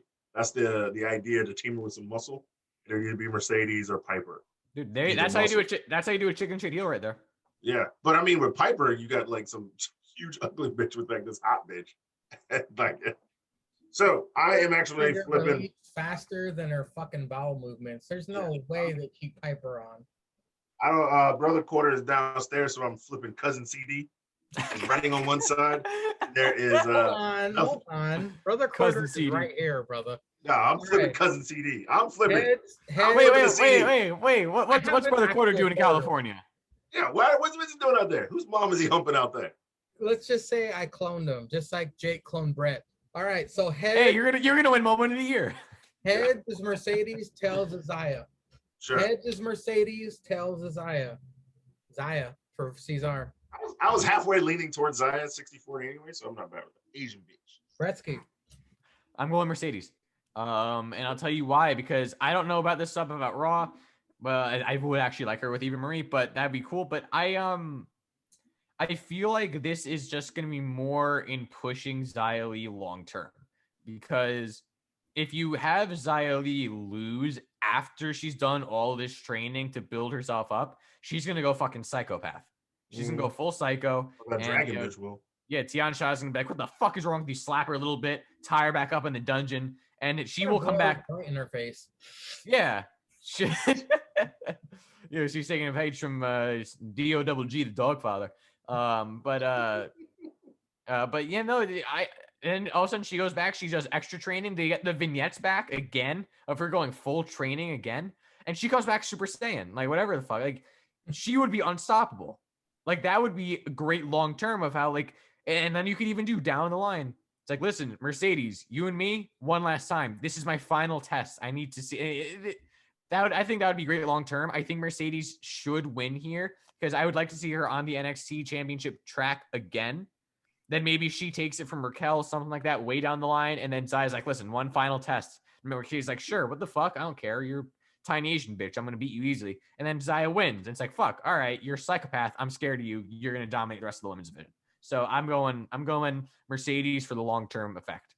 Up next is Gretzky's main event. It's Brown Order, all of them, versus Bronson Reed and MSK in a Second match of the night. This is number 2. 6-man tag matchup for the North American Championship and the Tag Team Championship. That being said, Gretzky, go first. Fuck. I'm telling you right now, this is going to be match number 2 of the night. This will probably be the weakest match of the card, only because it's a 6-man, just in ring. Because 6-mans are always tough to do, or trios if you're all elite. But I'm not saying it'll be bad. I think it'll be great, but it's still tough to do. 6-mans is when you have a ladder match on the card and you have the 2 solo women's, you have all that other stuff. It'll be tough to top them. This is maybe even tougher than the 5-way to predict, because on one hand, if Legado loses, it hurts them tremendously if they lose, especially Wild and Mendoza. On the other hand, it makes sense for MSK to drop the belts now. On the other hand, how many hands you got? Not, I took the vax and I mutated a little bit. But no, it's game grown. on the other hand, you have Bronson Reed, who just won the North American title. And so Bronson shouldn't lose it. MSK probably should lose it. And Legado shouldn't lose the match. So none of these guys truly benefit unless they win. So I feel like they've booked themselves into a tough spot to get all the titles on the card.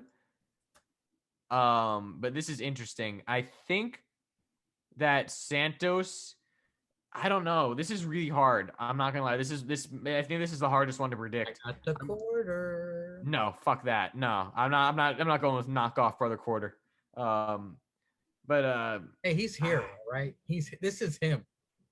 Clone Brother Quarter. Watered down. It's only worth 23 cents. It's a 24.5 cent. I'm gonna. The food stamp. It's 2 dimes and a food stamp. Nice. I'm gonna say, I'm gonna say Legato wins by like Santos pinning one of the tag team guys or something like that. I'm gonna go with Legato. Sure. Because it hurts them more to lose than it hurts Bronson to lose the title by a very slim margin, but it hurts them more to lose. So I'm gonna go. I'm gonna go Legato. Okay. I'm not confident in that at all. That being said, Cesar, this is my fuck shit certified match of the night. We get some massive fuck shit. There's no way the Brown Order is losing this match. Brown Order is gonna secure their place to continue this feud and the next takeover or NXT because they like to give away free money. We're gonna get singles matches out of this. We're gonna get Santos versus Bronson Weed. Bronson Weed. Get, Brown Order versus. You're talking about Snoop before. We're gonna get Brown Order versus MSK. We're getting separate matches out of this, where Bronson may get his title back, MSK may get their titles back. Fuck shit certified. Brown Order taking it. They need some shine. They deserve it. They're incredible. Cesar, what say you, brother? I'm going opposite. The faces are gonna win here. Okay. And I'm only saying that because how many times do we see a guy who's a champ who had a long reign, who's a heel, go on like a little bit of a losing streak before he gets back? Fair. Santos had that cruiserweight belt and he wasn't losing at all. Like at all. And then he lost the rematch to Kushida, whatever. But I honestly think Thick Boy is going to pin Santos because I don't think the tag guys can take a loss. I agree with Bretsky on that. Legato cannot take a loss. But it's Bronson's time now, and I think they want to build him up. I think he'll be the one to get who pins whoever. I want to say MSK should lose. That might be a little bit of your MSK hate, Bretsky talking. They should lose. I just think it's their time. I think it's their time to lose it right now. I think time to lose. They've only had I just don't think that they've fully gotten full over with the crowd yet. I don't think that they should. I think that they could wait a little bit and win it back, but I don't think it's their time right now. It leads to a feud between MSK and Brown Order, and we see multiple types of matches. Ladder match, tag match, tornado tag match. We're gonna we're gonna be the winners out of that, and that's gonna be. I think eventually Legato will win the tag team belts off of MSK, but not tonight. But not tonight. No, sir. I don't think so. I think it's gonna be, and this all really for me depends on who wins that tornado tag, because you know how I like to do. If somehow the grizzled young vets beat Ciampa Mad Batch, who? I'm sorry, the disrespect. The grizzled young vet. Oh, soon to be recognized. If they win, then definitely they're going to set up MSK, the GYV, for a big match. And they always do like some Great American Bash fuck shit. They put that on TV for 2 nights, so that could happen there, or Toothless Timmy and Ciampa Mad could. They want MSK. They could fight them, win the titles, and then they can even feud with MSK and Legato, mix it all 3-way, and that could be some good shit. God, also, NXT is just so good. My God, too good, man. It really is. But I don't see. Yeah, it's like you said, bro. I don't see Bronson losing that title after hyping him up 14 years to the day, and they just keep bringing that up, and Wade Barrett skeeting out tsunamis everywhere. I mean. Well, the thing is, he could just win it back, Cesar. He could just win it back at the next takeover. What's the point of that? They could always turn him heel because he's doing some heel. He's doing some heel shit with the Santos promo. Hey, be like, what's better than being North American champion? 2-time North American champion. That's what I'm saying. Yeah, but when you give a guy like Escobar the belt, he doesn't need a 1-month reign or 2-month reign. No, he needs a year-long reign. Yeah, he needs a fucking Well, reign. I according just to don't. Santos, his very words, he wants to keep moving up, so he could go after the NXT title next. He could, but he can't do that while he's. Well, I guess you can if you keep leaving. But he can't really do that as a North American champ. So he wants to win that belt, yes, and he has to. And like you said, this is going to lead to a singles match, which will be Oh, yeah, great. for sure. But they might do that at Great American Bash next month, and that would be a Possible. fire ass match. Santos is so good. Caesar is. I'm looking at the predictions here. Caesar is looking at a possible clean sweep. So can we three agree right now? Are we all? If you fight me on this, I won't agree to it. I need this to be unanimous for the main event, the fatal 5-way. Yeah. Can we all pick someone different? Okay, so remember when I said I had an idea? Oh for yeah. Predictions. It was this. It was we all pick somebody different, but we can't pick Cross. Like nobody pick. You go first. Yeah, but that's fine with me. But like, it was like we all have to pick somebody different. It just cannot be Cross. If you I don't know because I mean there is always the chance Cross is retaining. First of all, we all know Cross is retaining. Yeah, retaining for sure. Yeah. So look, I had an idea. Okay. I don't know how drunk you're gonna get, like I am. So I was gonna have an idea where we could still earn a point by not picking Cross. What? So yeah, How look, is you that can still. gonna work? I said I had an idea. Can I talk? Yes, Can I I'm sorry. interrupt you I'm like sorry. I do you all the time. I'm Like sorry. I do you all the time. Hold on. Let me riddle it.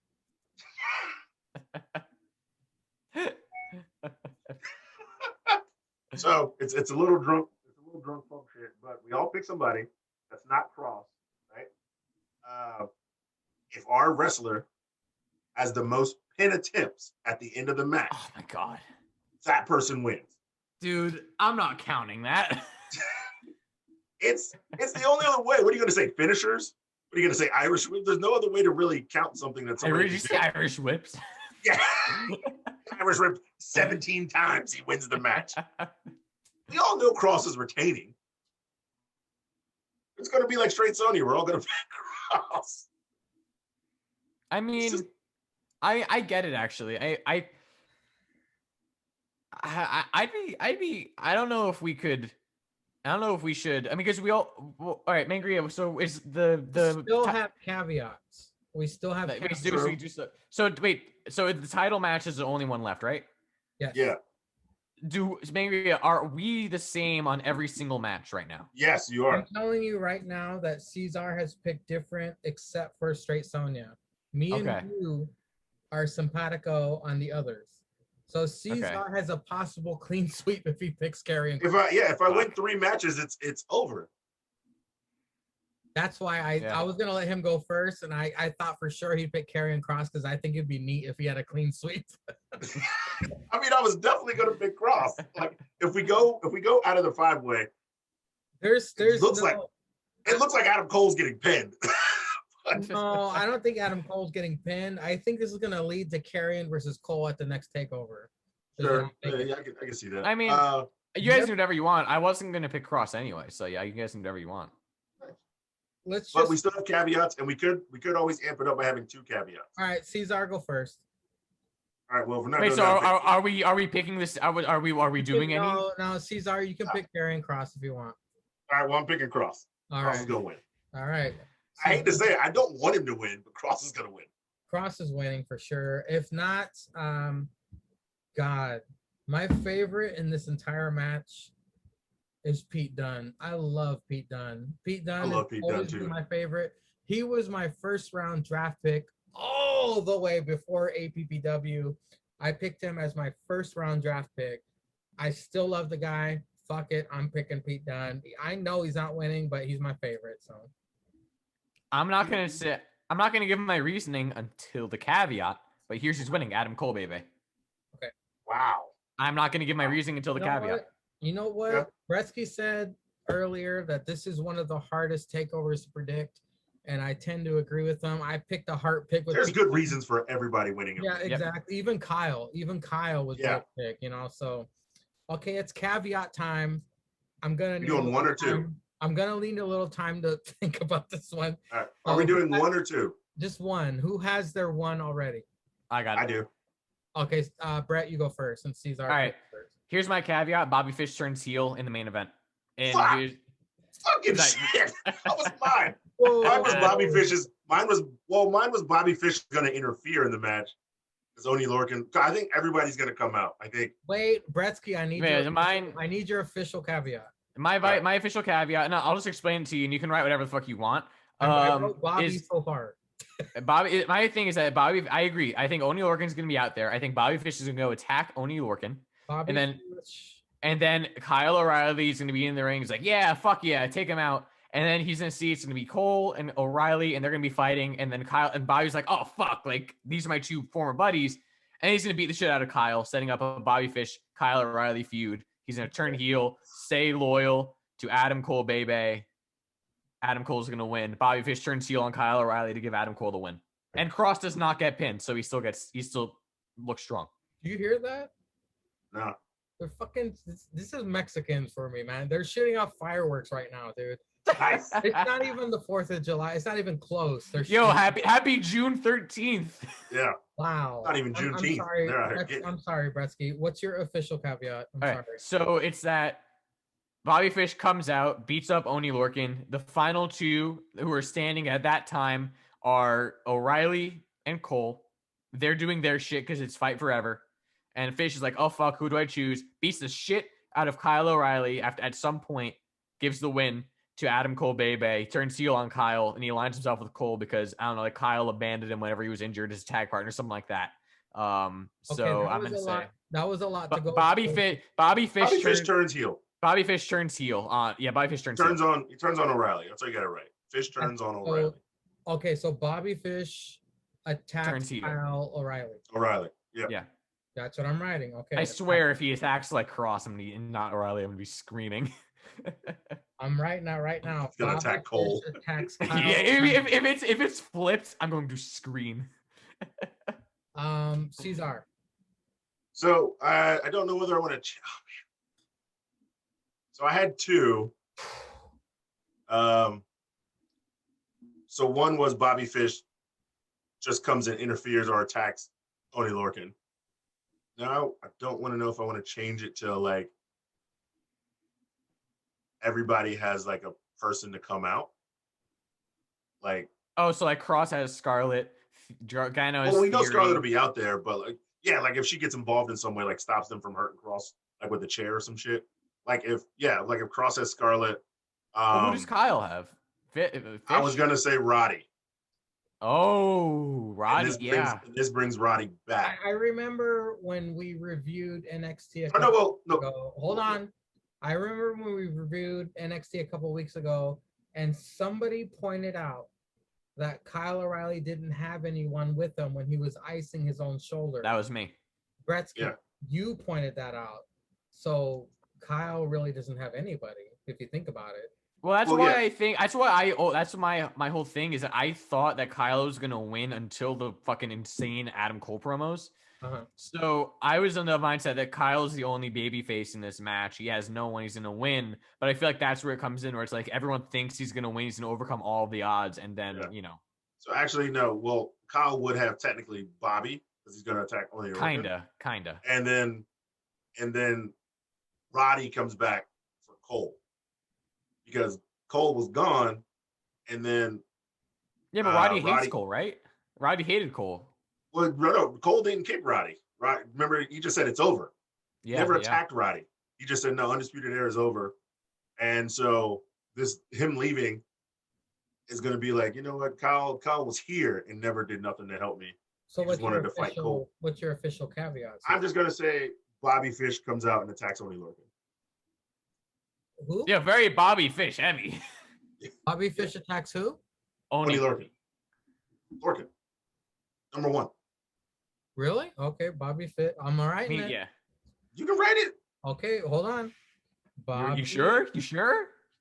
That I'm Bobby Fish, because what if Bobby attacks Kyle O'Reilly, helping Adam Cole win?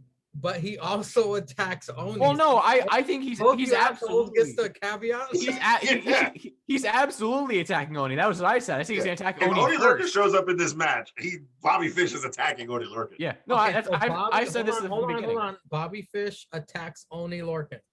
Yes. Okay, I'm putting that right now for the main event, right? You can say it as many times as you want. That's what I keep saying. I'm just clarifying the main event. Yes. Okay. Yes, sir, the main event. I agree in disbelief that something obvious will happen. I'm shocked that both of you say Bobby Fish is gonna go ape shit and attack I mean, everybody. he had a promo Tuesday, so yeah, why not come out? Here's my caveat: Bobby Fish gets injured again. You know, so I was gonna pick a My real wife dumb said, shit. "Oi." Oi! I was gonna pick a dumb shit. Mrs. Mangroya. Mrs. Mangroya, oi! I was gonna pick a real stupid caveat just for the lulz. I was gonna say like Austin Theory somehow comes out and gets cross distracted, and that's what helps Johnny win the title again. I was like, if that happened, Oh yeah, I you would- didn't pick Johnny, huh? Wow. I would be crying. Dude, if Johnny wins, I would laugh my ass off. Dude, I would be My crying heart- laughing. My heart wants Johnny to win because this Oh, is yeah, the but way. This is the way. Well, Yeah. I'm gonna go completely left field. You guys are all over Bobby Fish. I'm just gonna say Shotzi appears in the fucking Ember Moon straight That's- match. Oh yeah, Shotzi that's actually a appears. good one. There we go.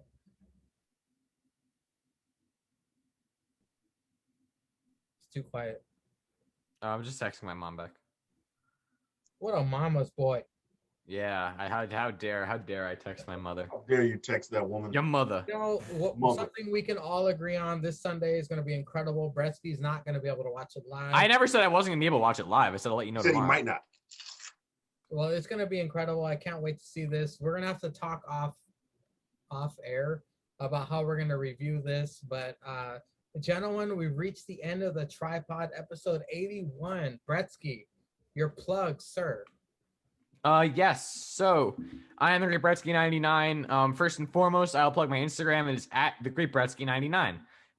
Secondly, I will plug the other place the Great Bretsky 99 can be found, and that is on your YouTube screens, because he is the superstar of the year in a little promotion that you may have heard of on this show called After Party Pro Wrestling, APPW. Mangria, is there still one more Dynamite before Elimination Chamber? Well, the Great Bretsky 99, superstar of the year. Yeah, and Also- Bar Mitzvah also- Mill Slayer. Isn't there a TGB official account? Well, anyway. There is. Oh yeah, I would say I made a post about Sin of Chaos, but it got taken down because I had hateful content in the comments. Nice. Are you Nice. serious? Yeah, I said. That one post you made about Cynic? My comment, my caption was, "Today is a friendly reminder to tell Sin of Chaos to go fuck himself," and it got flagged. What? Are you Yeah, serious? Instagram is cracking down. You can't- The post got removed because I saw you liked it and Sticks liked it, and I'm like, oh, let me see who else liked it. And then it just went away. yeah. That's fucking stupid. Anyway, fuck you, Instagram. Fuck Cynic. Anyway, I started the After Party Hangover Tripod Sessions episode 81 early, and I You did. revealed what is going to happen on next week's Dynamite. So everybody who's going to send me a promo, be sure to catch this episode, because the first 5 minutes reveals what will happen on next week's episode. So Bretsky, if you want to find out, you gotta click it and give me some views, brother. Fuck you. But no, yeah, of course I will. So check out APPW. Listen to go back in the Tripod. I mean, we're getting up. I believe it was August 10th, if I remember correctly. It was sometime early August. It was the first ever After Party Hangover episode with Andy with an I. Nangria used to, before we did this shit, Nangria would interview all of the bunch, like Andy, Sticks, Caesar, me, Zanka, Jake, all of them. All Throbby, not yet, but almost. Facebook Sean. Facebook Sean. All of them in one-on-one interviews. So go check those out as we get ready for the 2-year anniversary of the fucking Tripod. Goddamn, After Party Hangover. Goddamn. I also have my own podcast. It's called the Faux Pod. Haha, get it. It's THE space FAUX space POD. It's not really that much about wrestling. I mean, I've had Mangria, I've had Caesar on Mangria episode 13, Caesar double that episode 26, as well as some other guys. We talk about wrestling a little bit. but it's me kind of talking with my buddies, whether they're, Mangria and Cesar, or people from college, people from high school, just kind of catching up, talking shit, talking about how we dealt with the pandemic, how we're living life, what's going on, stuff in the news. Look at that. Mangria, actually, I'm sure you would like this latest episode with Christian Portugal, episode 58, because we talk a lot about movies and film and cinematography. I did end up shouting out at the end and shouting out the tripod, which I'm sure will get me even less viewers next week. But you can just scroll back. Just even the whole point of the faux pod, you can learn something new about someone you already know. You can learn about an entirely new human being. If you want to hear Cesar talk about beer and other shit and stuff about his life that's not necessarily on the tripod, you want to hear Mangria talk about movies and do a lot of other shit that he wouldn't necessarily talk about on the tripod, go check them out. Or even just, if you're bored one day, you have a little bit of spare time, you just kind of scroll through, oh, I'm going to pick this episode to watch. I'm going to pick this episode to watch. Do it. You can learn.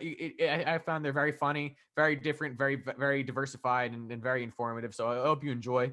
We are on Instagram at thefauxpod.cast. Look at that. That's TGB99. Yeah, see, there's no post about Cynic. Nice. So I'm on Instagram at thefauxpod.cast.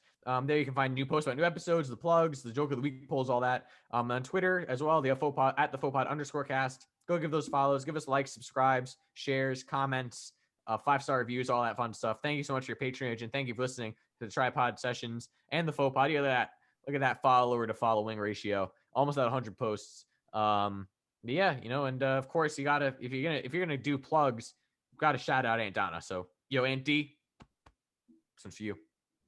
Shout out Aunt Donna. Shout out to Aunt D, and shout out to the man himself, the greatest decent champion of all space and time. I just went. I just did my thing. Julius _ Caesar. Your plugs, brother. So just like the name right there, you can follow that. But you know how I like to do. I like to give the shine to many, many people on Instagram who are doing absolute fucking. That toilet shit is wild. That bitch has 1 million followers on TikTok. She has 1 million followers on TikTok. Mangria sent me that. So if you have some free time this week, I would like you to visit a page. Oh, don't put it on the pod. You don't need to see this. Jesus Christ. Go to on Instagram, TGB99 _ APPW _ official, and write. Just tell him how much he sucks and how much a ball gagger he is. Ask him a question about how he feels of being about the first Pride wrestler during June. Ask him why he feels about being the super queer of the year. Ask him any of these questions on any post, whether it's a Cynic post that gets deleted, whether it's a post about Jake and his bitch ass, whether it's a post about Cesar. Just go up there, call him a ball gagger, ask him what balls taste like. How does Austin Gunn feel in the hotel room at night? Ask him any of these questions that you would like. Holler at that man, give him some, I heard he's on suicide watch because he's on a losing streak. And he had to pay for cameos and pay Austin Gunn to take a dive on ABBW. I've seen it live. Seen it. Using Cameron Grab's money, not his own money, because he didn't have any money. Using Cameron Grab's money. Just ask him any of those questions if you could. Give that man some love. All right, M-Dog. Hold on, sir, because I would like to plug somebody special. That sounded sexual, but I didn't mean it. It's JH. The Black Rose 99. Oh my God, I was close. Go ahead, give her a follow. She's got all kinds of followers. Follow her.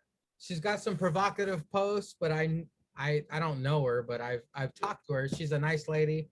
It's Matthew JH's ex. Follow Matthew JH and leave some kind comments, because Cesar and Bretsky shit all over him, but he is a kind guy. No, much love to JH. Well, JH is a nice guy in general, but on APW, he sucks. He wears a shirt that says he sucks all the time. He believes that. We shit on he sucks. We shit on APPW JH. Regular JH, we love JH. Yeah. Matthew JH, shout out to you. Thank you for being a loyal pretzel of the After Party Hangover Tripod Session. Even though you don't fucking watch. Even though you don't fucking watch the products we talk about. To the Black Rose 99000, go ahead and give her a follow. Black Rose numbers. Thank you to the Miracle Sticks Adams, Stixy Drip Trip. Follow his ass as well. See him on APPW as well. And if you want to know the future, next week's episode, go ahead and tune in. Well, you've already seen it because you're watching it now. But Cesar, Thank you, kind sir, for your time. The Great Bresky 99, thank you for your time as well. Thank you, gentlemen, for your promos as well. Both of you are going to need to start charging because it's such good shit, pal. Oh yeah, buy the backseat skeet sheet. It's not just towels. Stop asking questions. And go ahead and check out Dynamite, APPW. It's up now. There will be no, like I said earlier, no Sunday night skeet this Sunday, but next Sunday there will be for sure. So until next time, ladies and gentlemen, thank you for tuning in. Thank you for listening. We will talk to you sometime next week. I'm not sure. I got to talk to these gentlemen about it. But until then, all hail Jesus Christ. Nah, I'm Jewish. All hell Moses. And a chaos still, bitch.